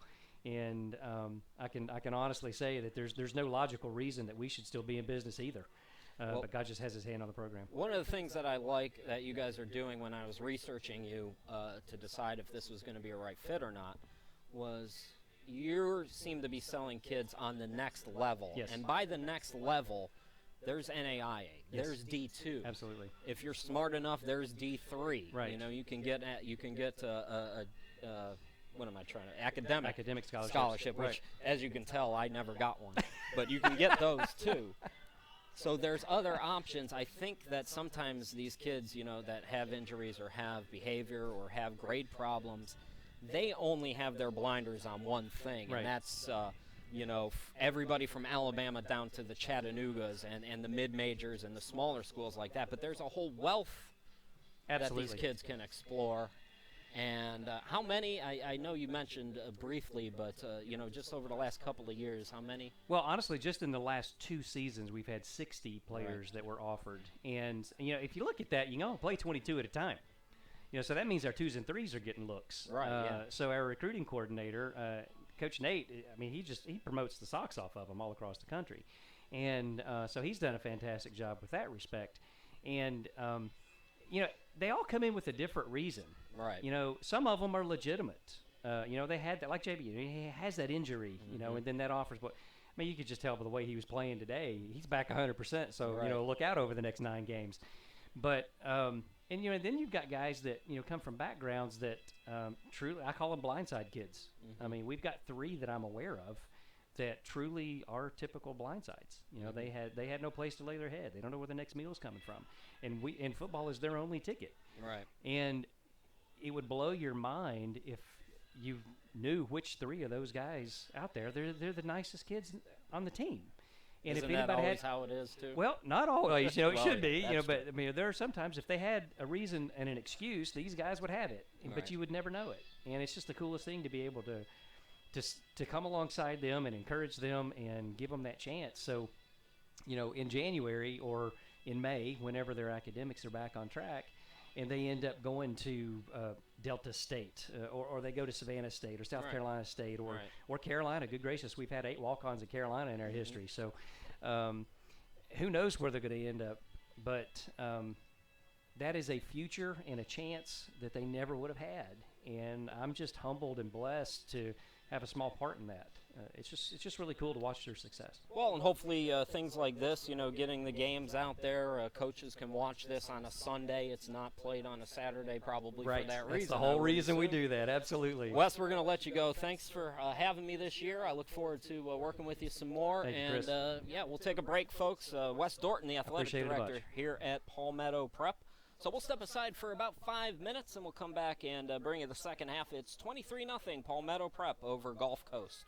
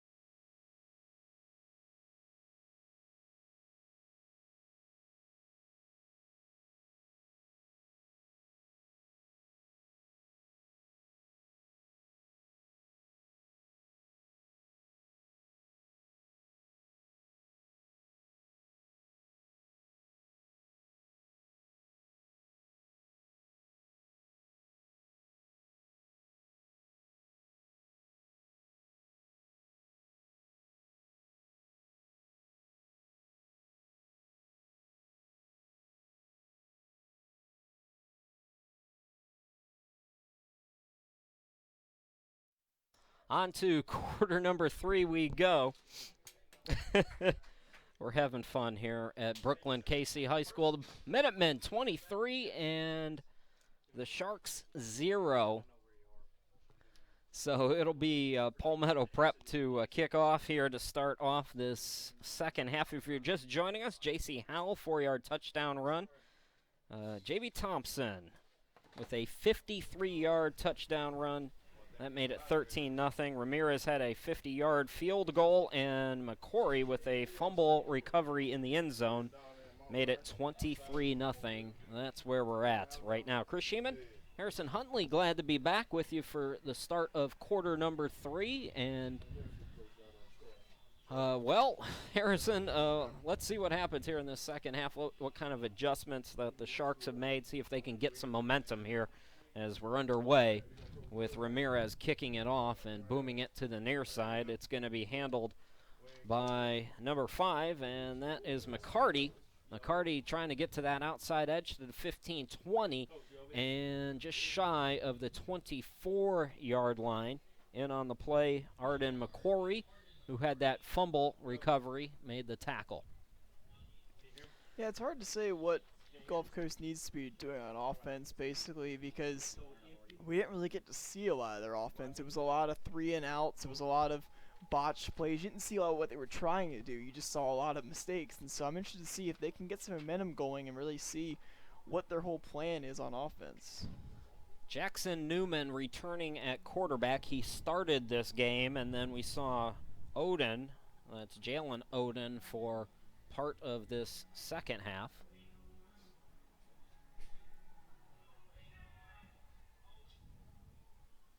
So it's Newman in the shotgun, 2 receivers to each side, and it's a blitz. Able to get ahead was Newman, and he got about 9 yards. So the blitz, Newman alertly ran it right up the middle. Yeah, I'm not sure that was a design play. I think he just more or less saw some green and went and took the 9-yard gain. So second down and short now for the Sharks. Just underway here in the third quarter. Again, we got the YouTube chat. Some folks have been chatting on that. You can give us a shout that way. Also use the hashtag on Twitter, Palmetto Prep, if you want to say hello. Again, empty backfield. The receiver in motion is Lexi Shaw. Newman the snap. He's going to run it again. Straight ahead and enough for the first down. Call it a gain of 4. Hassan Nisbet from Mallard Creek High School in North Carolina with the tackle.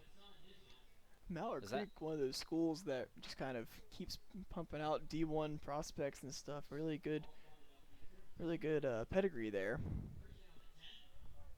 Is this the first offensive first down? That may have been their first down of the game, and it comes maybe not a design run, but just some really simple QB draws there.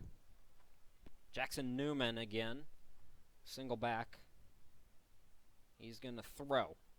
Newman with a bomb, and that's going to sail out of bounds. Over on that far side, it was intended for Desarius Horn. And they say the run can open up the passing game, and you kind of saw it there. I mean, you have some single coverage receivers, and give them a little jump ball there. A little too far away, but certainly in the right area code. Jackson Newman is from one of the most beautiful places in the country, Gulf Shores, Alabama. I mean, if you want to go to a beach, there are beaches and then there are beaches. Gulf Shores, unbelievable place. He threw at that high school for 475 yards last year. Also ran, averaged 4.3 yards per rush. I love Gulf Shores. That's where I'm retiring. He's on the run now in the second down play, and the defense was ready for him. No gain as Chase Hartley got in there. And again, Hassan Nisbet also around the ball.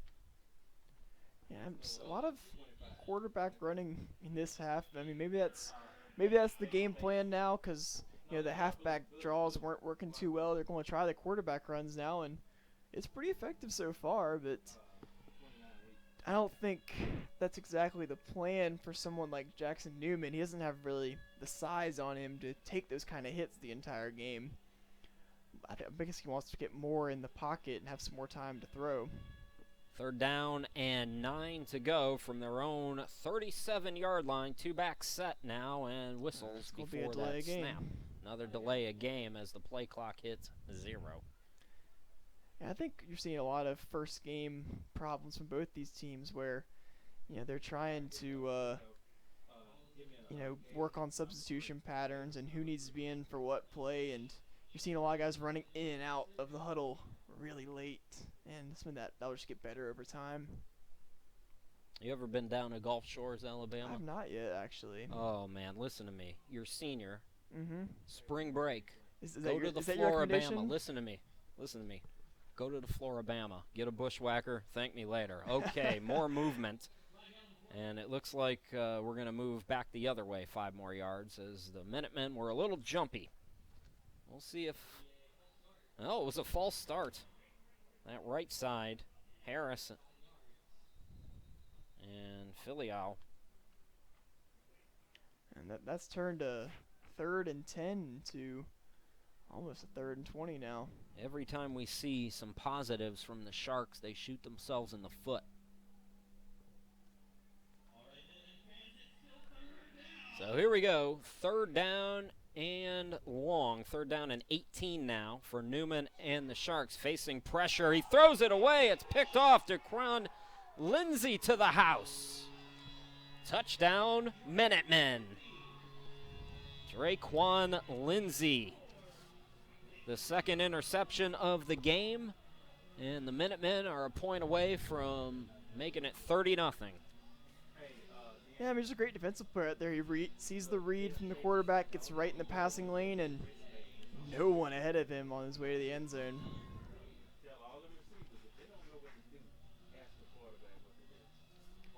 So Ramirez is out to attempt the extra point. Again, the holder is Cam Brown.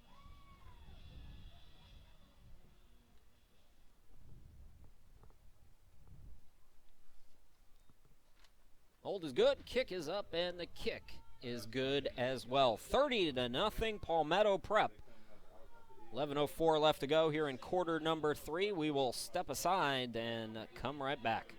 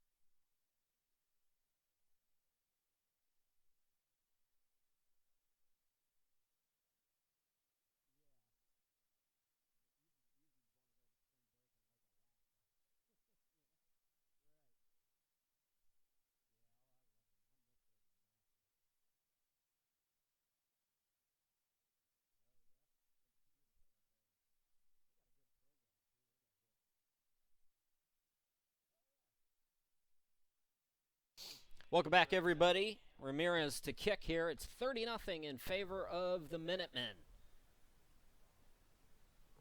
Here's the return now for the Sharks. And pretty good field position out to the 32-yard line for the return man. That's number 20, Tomaz Pritchett.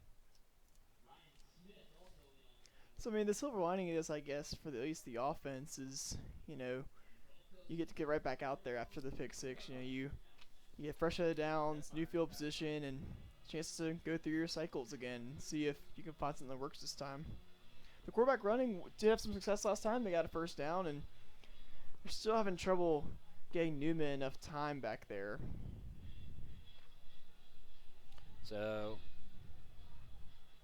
Jackson Newman with an empty backfield. 3 receivers to the far side and 2 to the near. Newman looking to throw over the middle, and that was too high for McCarthy.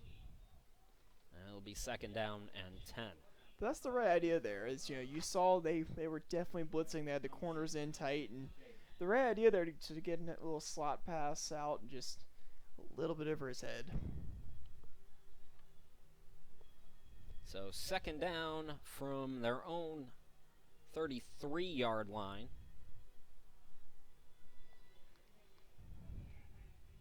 9:30 left to go. I believe we've got a running clock going. And that may have been agreed upon with the coaches at halftime. So running clock. Newman bombing it again. Players jostling for it, and ooh, it was intended for Horn. I thought we might see a flag there. Yeah, some wrestling back and forth. Sometimes the refs will just say that, it was even, that they both interfered, and just give them a no call on it. It's hard to tell who's beating up who when the ball's in the air for 3-4 seconds.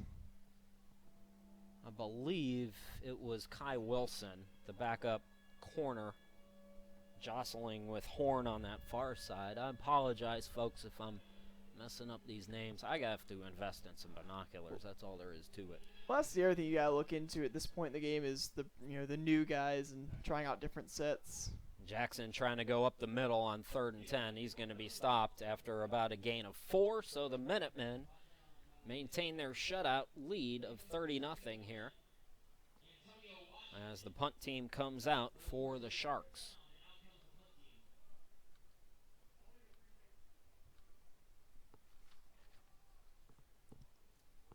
Back to receive this time for Palmetto Prep. That's number 17, Keithio Carson.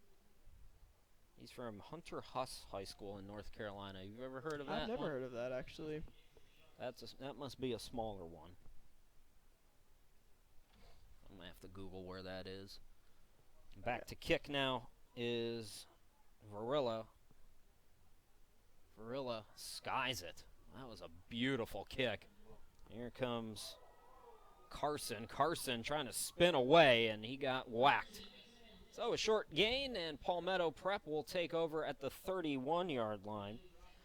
So we've seen 2 different touchdown runs for Palmetto Prep, and dopey broadcasters like me, we never give enough love to the offensive line, and we got one of the dads on that offensive line up here with us. So there's Tate, the left tackle, and Harris, the left guard, and Trey Bowen, the center. That's for actually Gulf Coast. Let me flip this over. It's the first game for us, too, by the way. Tyler Crawford at left tackle, Derek Frazier, the guard. Denijay Turner, the center, here in this first down play. Is running up the middle is Howell for a gain of about 3.5. Tyler Macbeth, also Austin Harris, and we're also going to see every once in a while Derek Frazier on that offensive line. Frazier's 6'6", 315. He's from Westlake High School in Georgia. That's whose papa is sitting behind us here.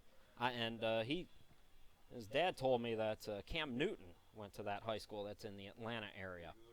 Second down and 6. Quick pitch out to Lewis. Lewis with some blockers takes it to about the first down marker. Pickup of 6, and we'll see if it's a first down or not here. I mean, regardless, I think the O-line just had an amazing day today, and it's evident by the way Palmetto Prep's been able to run the football. They have some good backs, but they've had some huge holes today, and the runs that they have, even the short ones, the 4-yard touchdown, he had a clear hole there. I think it's going to be a substitution infraction there. So with 7 minutes on the clock, now the clock stopped for the penalty. I think he'll stop while they sort everything out. So we'll see. I thought we had a running clock, but it might stop. It might have to stop for penalties. I would think it would stop for any kind of official timeout, but I'm guessing on passes and stuff it'll keep running. So 2nd and 11 after the penalty for Palmetto Prep. Colin Sneed with 3 receivers to the far side. Hands it off again. It's Howell. Howell straight ahead, and he got most of that yardage back. 10-yard pickup, and it'll be 3rd down and 1. Now there's another a late flag comes in. It's going to be some kind of unsportsmanlike penalty. But yeah, like you were saying, I mean, that push from the line right there is the reason that play was successful. I mean, great run there and everything, but he wasn't touched until he was about 5-6 yards on the field. Derek Frazier on that is the left guard, and Turner the center, as well as Macbeth on that right side, creating most of the space. So it's a personal foul again on the Sharks. By the way, the Sharks, Clifford Norwood made the tackle on that play, but Palmetto Pep, via the penalty, the Minutemen inside Gulf Coast territory now at the 44-yard line. 5:42 and counting here in quarter number 3. 30-0 Minutemen in control. Sneed remaining at quarterback. Fakes the snap, fakes the pitch, tries to keep it, and gets taken down by Darrell Singleton. Right at the line of scrimmage, so it'll be 2nd and 10. Yeah, the rush was too much there. He made one guy miss, then he made a second guy miss, but the third and fourth guys, you're not going to have much of a chance of those guys. I don't know who's doing the officiating for this game, but I'd like to bring them to the beach. They've got some decent officials here in Columbia. And they've done well to keep the game under control because it's been... I know there's a lot of talking going on a down lot of there. I talking can't hear it, and but I can everything. tell you it's happening. Sneed will hand it off. Again, it's Howell, and Howell stood up. In fact, he's going to be dropped for a loss. Clifford Norwood again. So it'll be 3rd down and 12. More skill players coming in as we see Niles Lewis check back in.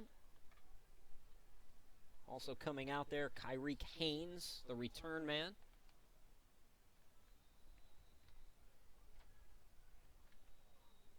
And you saw at the top of your screen right there, about 3 guys trying to come in, and I don't know what's going on with that. Looks like Willie's going to call for Let's go for a time. timeout. So 4:32 left to go. We'll take a quick break. Have this 3rd down and long play right after this.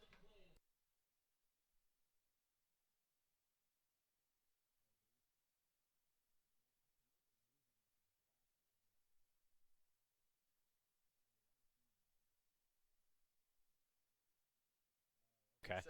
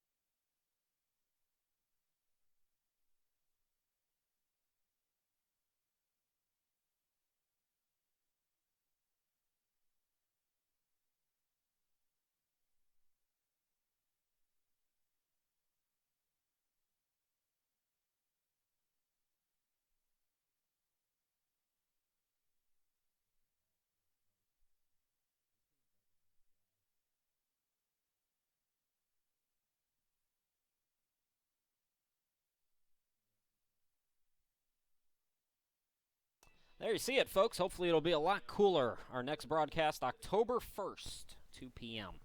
3rd down and 12 for the Minutemen. Colin Sneed looking to launch one deep, and it's going to be overthrown, intended for Sherman Smith. That'll bring up 4th down. Just a little too much mustard on that throw and a little too far, and we'll see the punt team come out here. Well, they keep stopping the clock, so I guess that there was no running clock. May have just been a mistake on that one time we saw. No, because they just started. I think they were waiting to spot the football, Okay. so it is running. Probably a good idea at this point. I mean, as a broadcaster, I'm not going to complain with that. We're not paid hourly. Right. So game's pretty well in hand. I mean, seen stranger things, but don't think anyone would object to saying this game is close to being decided. McCloskey to kick it. High booming kick, and that's going to go into the end zone for a touchback. Inside 4 minutes to go. Gulf Coast will go back on offense. Chris Sheeman, Harrison, Huntley, glad to be with you. It's been a good game so far. A lot of positives on the Palmetto Prep side. Certainly looking forward to their season as they continue to roll against, teams of their competition, teams in their conference, the EAC. The EAC is the Eastern Athletic Conference, by the way. You've probably seen the graphic on your screen, and that's the conference that Palmetto Prep is participating in. And they will host the championship game on November 19th, so we'll have that one for you. Back on offense is Jackson Newman. Newman looking to his left side. He's throwing deep for number 81, that's Merriweather, but overshot it out of bounds. He way overshot that one. May have been a receiver there, but far too far on the throw. And only 10 guys on the field there for Gulf Coast. They've done that a lot this afternoon and having trouble figuring out who needs to be where. And while it's not a penalty, it certainly does hurt your chances of gaining yards when you're man down. Folks, don't forget you can chat with us on YouTube and also on Twitter using the hashtag Palmetto Prep. It's good to have football back. Yeah, I was watching games yesterday, and they're not the best games yesterday. No, they weren't. A lot of not very fun games, but football was back, and more flags or more delay whistles game. for a delay a game again. That's probably the 6th or 7th time now for the Sharks.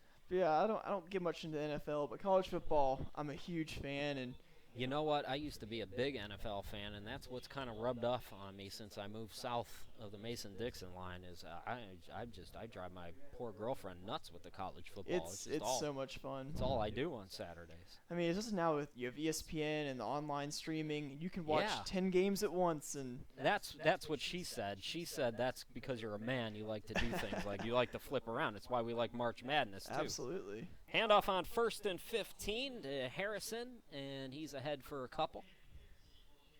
But this week it really gets going.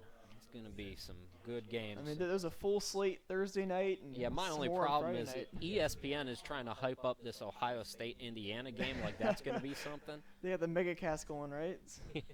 That might be the next game that you folks watch that has a running clock in it. So 1:47 and counting now. It's 3rd down and 13. Newman in the shotgun. Bunched receivers to the far side. He's facing pressure, and it'll be a sack for Cam Wilson.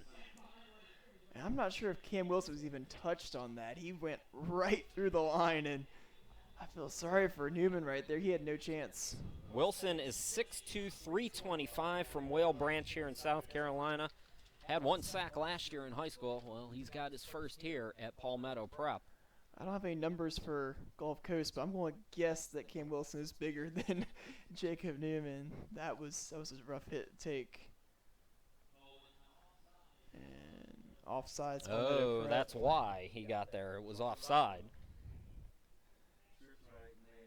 So from 3rd and about 13 to 3rd down and, well, we'll call it 7. I thought 8. One of the more manageable 3rd downs that we've seen today for Gulf Coast. And we think we only had about 1 or 2 first downs today, which was a lot of punting. Newman in the shotgun. In motion, McCarthy. Newman facing pressure, able to get it away. That pass complete. McCarthy gets away from the defender, and he's going home, folks. Touchdown, Gulf Coast. Derek McCarthy. 77 yards from Jackson Newman. And how about this? Gulf Coast gets on the board. Well, we've seen that play plenty of times this afternoon, having the slot receiver go over the middle, and he's been open a lot because Palmetto's been using the linebacker to come in on the blitz, and that time he's able to break that one tackler, and it turns into 6. Varela, well, it looks like they're going to go for 2. Why not? Sure. So Jackson Newman, well, no, I thought they were going to go for 2, but Jackson Newman's actually going to hold here for the kicker, Tyler Loza. And that snap is bumbled. Newman's going to try to run it in. Hey, That was an alert play by that young man. And He almost tried to made make it. something out of nothing with a capital N, but Gulf Coast gets on the board, so this one not quite wrapped up yet. 46 seconds left to go. It's 30-6. We'll be right back.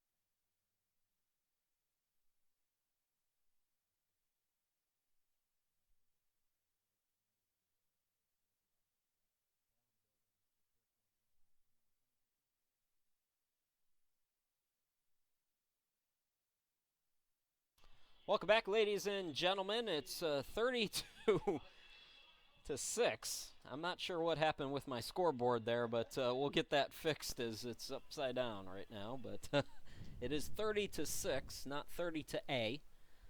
And the kick is away. Back to receive number 16. That's Kyreek Haynes. That's going to go out of But bounds. the ball goes out of bounds. So there you go. That looks normal.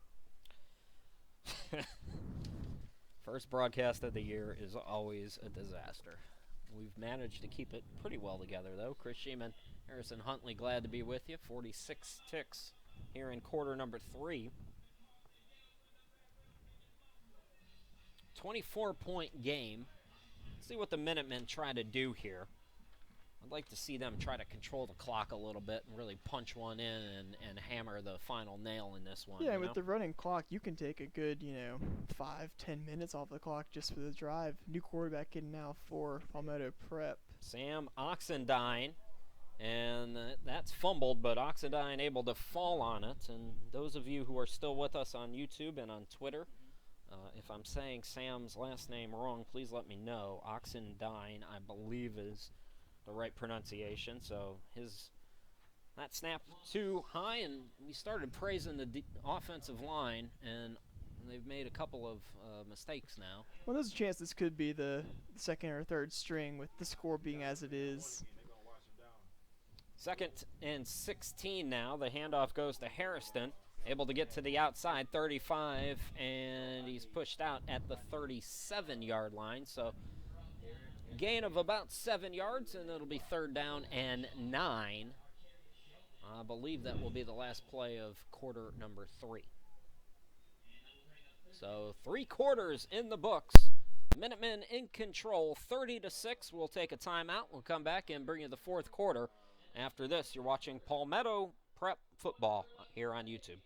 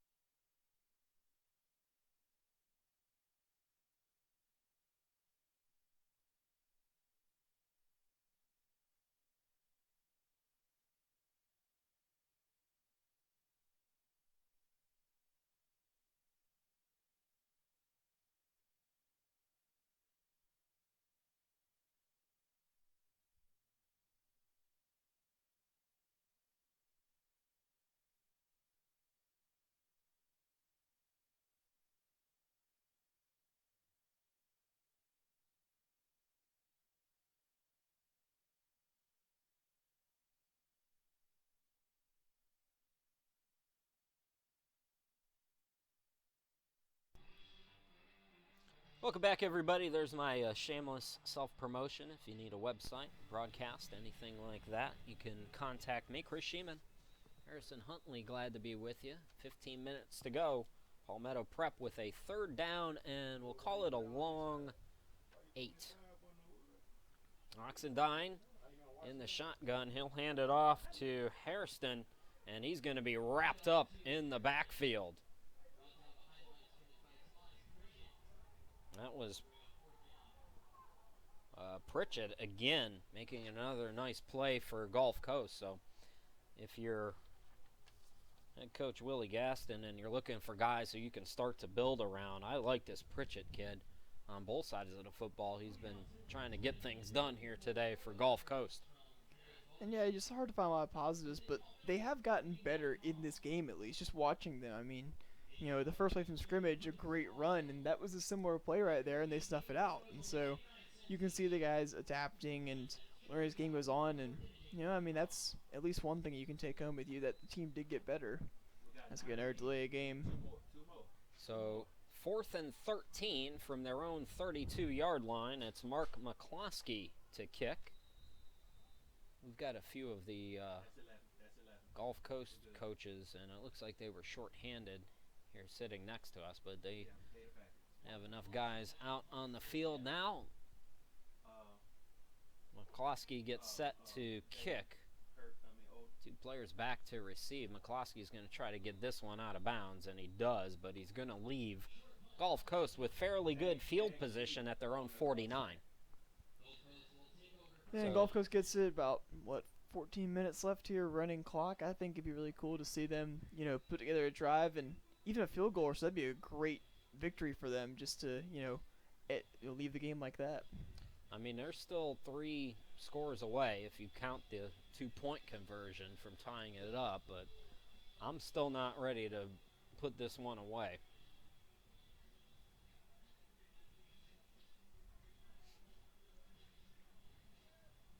And we'll be the other quarterback in now for Gulf Coast. Newman is out. Odin back in at QB.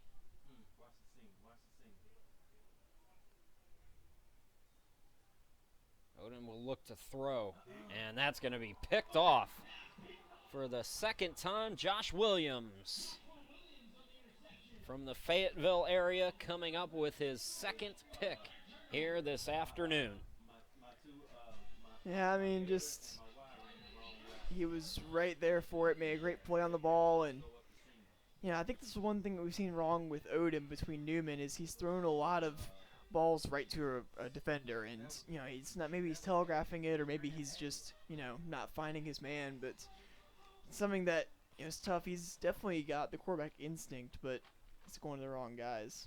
Well, we kind of talked about it in the first half, how Coach Gaston needs to find what he has as J.C. Howell runs to the left side for a gain of about 3 for Palmetto Prep. Sam Oxendine back in at quarterback. And I understand the rotations, bringing as many players in, subbing out the quarterbacks. Here's where I have an issue. Jackson Newman and McCarthy just hooked up. They just got some momentum. Why not send that unit back out there and just see I would agree. what you could do? Give them the chance to keep that momentum going a little bit. Yeah, I mean, if it's not broke, don't fix it. It could be pre-planned. I mean, we don't know. 2nd down and 9 here for the Minutemen, but well, like you said a while ago, it's it's not so much about winning and losing this league. I mean, you do want to win, but you really do want to show off the talent. And Oxendine running forward, and Palmetto Prep lucky a hold wasn't called there. But that play goes backwards. It's a loss of 4 yards. And it'll be 3rd down and 13 now for the Minutemen. Another sub in. Brantley Campbell, one of the receivers, checking in.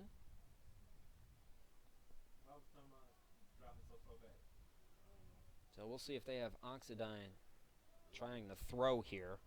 Sam's from Blake High School in Florida, 835 yards passing last year. He's scrambling to the right. He's got legs, too. 2 flags are down as he's stopped at the 42-yard line. And these two are a couple of linemen, defensive and offensive, are about to brawl. There was a flag on the far side. Now a 3rd flag comes in. And, it's getting to be about that time of the day. The players are tired and they're cranky, and this one has been handled by the Minutemen. And so we're going to see, but Harrison, I got to think some offsetting penalties here. Yeah, I mean, before the play was over, I think there's going to be maybe a holding or something like that, but after the play, definitely at least 2 or 3 guys involved in some sort of scuffle, and refs going to try to sort it out. I know both coaches off of their sidelines now trying to understand that. So there will be some discussion here with the officials. I see a flag at the official's foot. I see another one back at the 30, and I see one up at the 40-yard line as well. So Yeah, there's actually 2 in that same spot over there. One came out during the play, and then one came out after the play. We're going to either call it here or discuss it with a coach. I think there's going to be quite a bit of discussion here.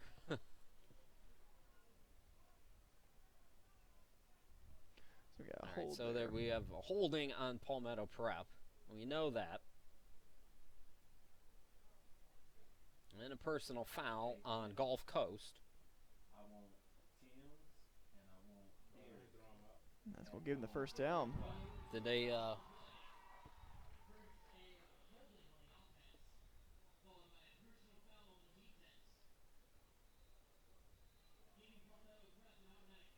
So I did think there was 3 flags, but there were 2 officials that might have thrown for the same reason. Yeah, I think something happened up on the line after Oxidine broke away. I think there was some shoving, hands in the face kind of stuff after the scramble, and that led to the personal foul. So in essence, it's a 5-yard penalty, but because of the personal foul, they're giving them a first down. So it's Derek at Gator, Tim's at Y.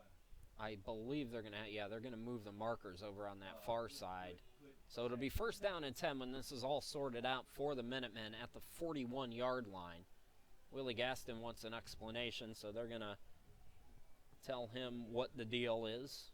No, hey, coach. And then I think Sneed's going to come back in to play quarterback now. Yep. Colin Sneed is back out there. So the Minutemen not liking what they're getting from their second unit. There is a different running back. I believe that's Marquez Bostic in there, number 44. I think Oxidine was involved in something when he got hit at the end there. I think there was some jawing there. I think the coach pulled him off for that. Yeah, let him cool down. All right, so we're ready to go again. First and 10 now for Palmetto Prep. Sneed looking to the near side. Now he's scrambling. Gets around one defender past the 40, dives ahead to the 46-yard line. Gain of 5 on first down. They're going to send Oxidine back in after that now. I think his helmet might have come off actually, and that's going to be why he had to take the one play off. Also, J.B. Thompson returning. We haven't seen him too much.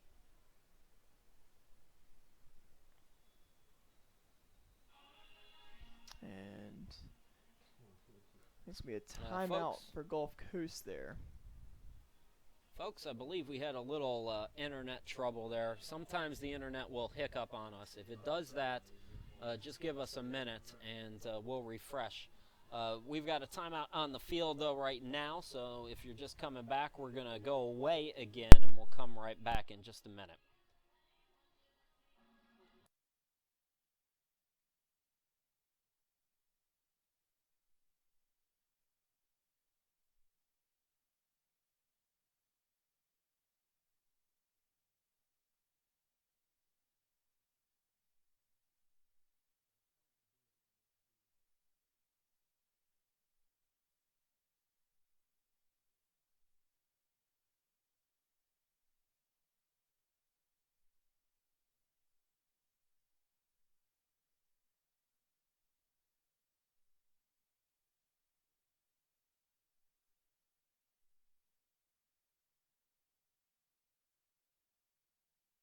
Not sure. I think I might head up there, my brother.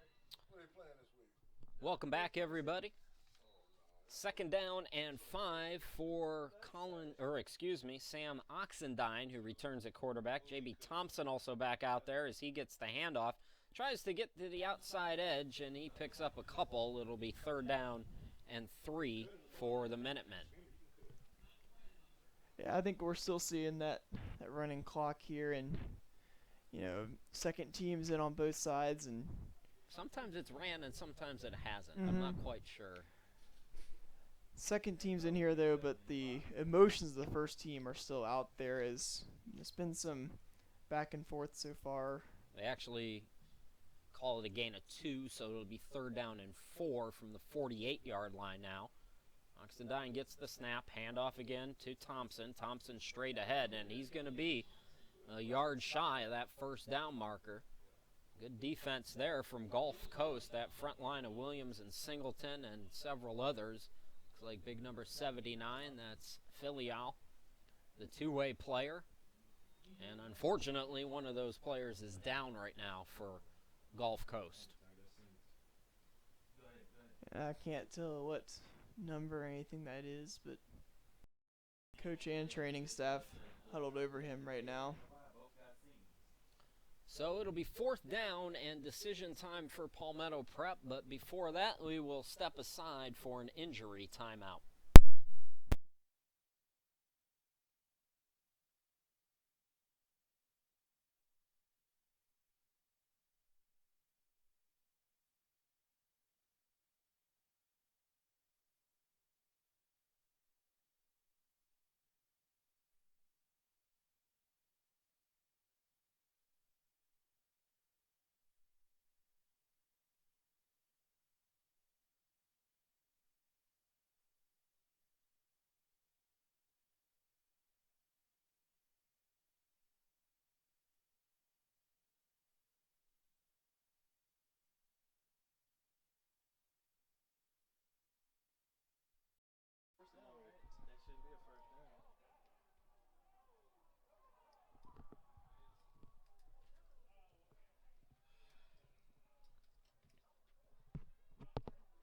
All right, folks, welcome back. We had a little internet glitch there, which can happen from time to time when you're running on a MiFi. Well, you didn't miss much except the craziest play of the game. Apologies again. Harrison, why don't you recap, because I was kind of not paying attention. Well, it was just your run-of-the-mill blocked punt until it was scooped up by Gulf Coast, who then proceeded to fumble it back to Palmetto Prep, and they couldn't get back up to the first down marker, so Gulf Coast will take over, and I think Now it's another a timeout. Not enough men on the field again for Gulf Coast. They've been having some trouble with that the entire game, lining up with 9 and 10 men quite a bit, actually. So, again, apologies, folks, for the internet troubles. Hopefully we can get through the last 6:32 of this. And we'll adjust things. Like I said, first broadcast is always a little rough, but thanks for your patience and understanding. And I know a lot of people, I don't know, Harrison, by the way, is a senior at Charleston Southern, which is a fine school. I know a lot of great people there. Some schools charge the pay-per-view for people to watch. Do they do that down there in Charleston Southern? Charleston Southern, you'll be streamed on the Big South Network. Yeah. Every game for free. So that's all free. Some people charge. This is why I don't charge, because the internet goes down and everybody's yelling. Yeah, and you're paying for nothing, you know. So Jackson Newman back out there at quarterback. 1st and 10 after the special teams play. That was featured 2 different turnovers. Newman. He's dancing, able to get it away. It's complete to Horn, and Horn using that outside edge. He gets to the 15-yard line. It's a pickup of 13 and a first down. Number five. 6:20 and counting left to go here in this one. Hey, listen up. So down the red zone again for Gulf Coast. Last time they were here, they had that embarrassing drive where they had the fumbled snap and then the interception and all kinds of trouble. Newman in the shotgun again. Looking to throw again. Dancing around, facing some pressure, and he's going to be sacked. Antonio Washington for the Minutemen, taking down Newman. That's Not that much of a D-line. loss. They'll mark him back at the 20-yard line, so 2nd down and 15. I actually thought he was a little closer to the line of scrimmage than that. but it is a loss of 5. And the Minutemen D-line continuing to dominate up front as they come through there and grab another sack. We don't have stats here, but I bet there's probably at least 5, 6 sacks on the day. So now Newman and the Sharks backed up. Newman gets the snap here on 2nd down, dancing around again, and it's going to be another sack. Back-to-back sacks, this time Ricky Crowell Jr., another Carver High School product. And just same play right there, another great play on the defensive line, and just wrecking havoc in the backfield right now as that brings up, I believe, 3rd down, but the down marker right now says 4th. 3rd down, and I'm trying to see. I think it's 3rd down at about 18. Newman's got to bomb it. He does, and it's too high for McCarthy, who he hooked up with on the last drive for a touchdown. And that'll bring up 4th down, and if you're Gulf Coast, you got to go for it. Yeah, why not? You're not going to do anything with the field goal here, and your kicker's already hurt. You got the backup kicker in, so I think you got to go for it here and see if you can make something happen. Folks, I think we might be having more internet problems. Apologies again if you are having issues. We will just go away and bring it back as quick as we can. Those of you on the YouTube chat, really appreciate just, let me know if you can hear us, if you can see us, so that I know what's going on your end.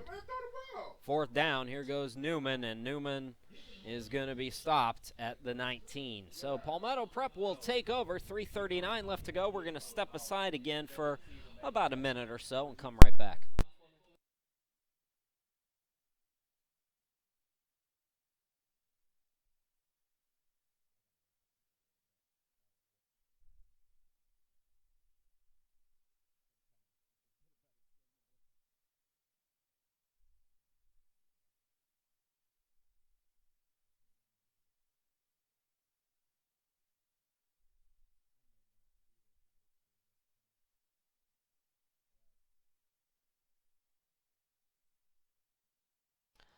Folks, again, we're having some internet trouble, so if you are having problems or if you're not having problems and you're able to chat with us on YouTube, feel free to let me know. Troy said it's okay, so fingers crossed it'll be okay. We've only got 2:25 left to go, and Palmetto Prep trying to run it out here, run this clock out. Not much on offense, really, in this second half for Palmetto Prep. Sam Oxendine back out there at quarterback for the Minutemen. And that's the thing. The second team came in pretty early in the second half, and they've kind of parked the bus, which, depending on how you feel about blowing out teams and stuff, I think is a fine move against this kind of opponent. Hairston able to drag a defender for a few more yards. Call it a gain of 3. Oh, no, they keep moving the marker. So they marked him out of bounds at the 28-yard line, and that's going to be inches shy of a first down. So 90 seconds and counting left to go. Oxendine. And it looks like another stoppage. They did not move the chains on that first down. Okay, so they marked it as a third down. The chain crew over there has had their work cut out for them today, too. So it is a first down. I thought it was 3rd and short, but it is a first down. Hairston again, just diving ahead, and that's really all Palmetto Prep needs to do.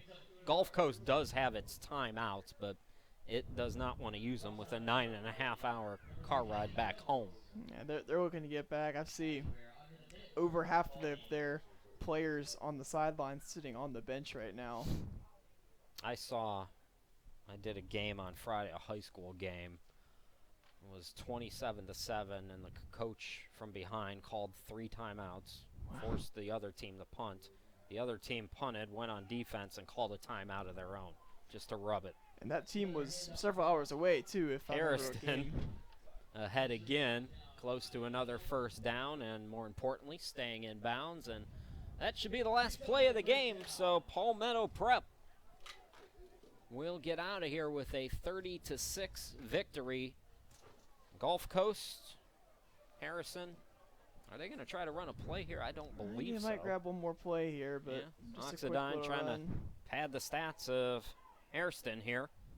Why not? That is part of it. Out to the 45, and that will wrap it. Palmetto Prep 30, Gulf Coast 6. That's your final. Well, Harrison, final thoughts on this one before we get out of here. Yeah, I mean, we knew from probably kickoff that Palmetto Prep was the better team, and they played like it all game. You know, I mean, I expect to see them roll in this game, and we'll see how they are the rest of this month as they go on the road, and we'll know a lot more about the team when they get back here in October.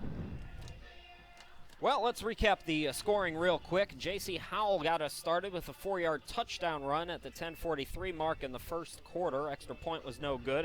That made it 6-0. Then Thompson, J.B. Thompson, with a 53-yard touchdown run. Extra point made it 13-0 in the first. In the second, Ramirez with a 50-yard field goal. And then McQuarrie with a special team fumble recovery in the end zone. We went into the half at 23-0. Not much here in the second half. Lindsay had another interception for a touchdown. That made it 30-0. And then McCarthy for Gulf Coast from 79 yards out. That made it 30-6, and that is your final. Well, Harrison, thanks for joining me, and thanks to all of you who are watching. My thanks also to Wes Dorton, the athletic director here at Palmetto Prep, for joining us at halftime. There's your next broadcast, folks, October 1st, the Minutemen against North Georgia Prep. That will be a 2 p.m. kickoff, much like this one, and I hope you can come back in October and enjoy that one with us as well. Once again, your final score, it's Palmetto Prep 30, Gulf Coast 6. Thanks for watching, everybody. Enjoy the rest of your weekend.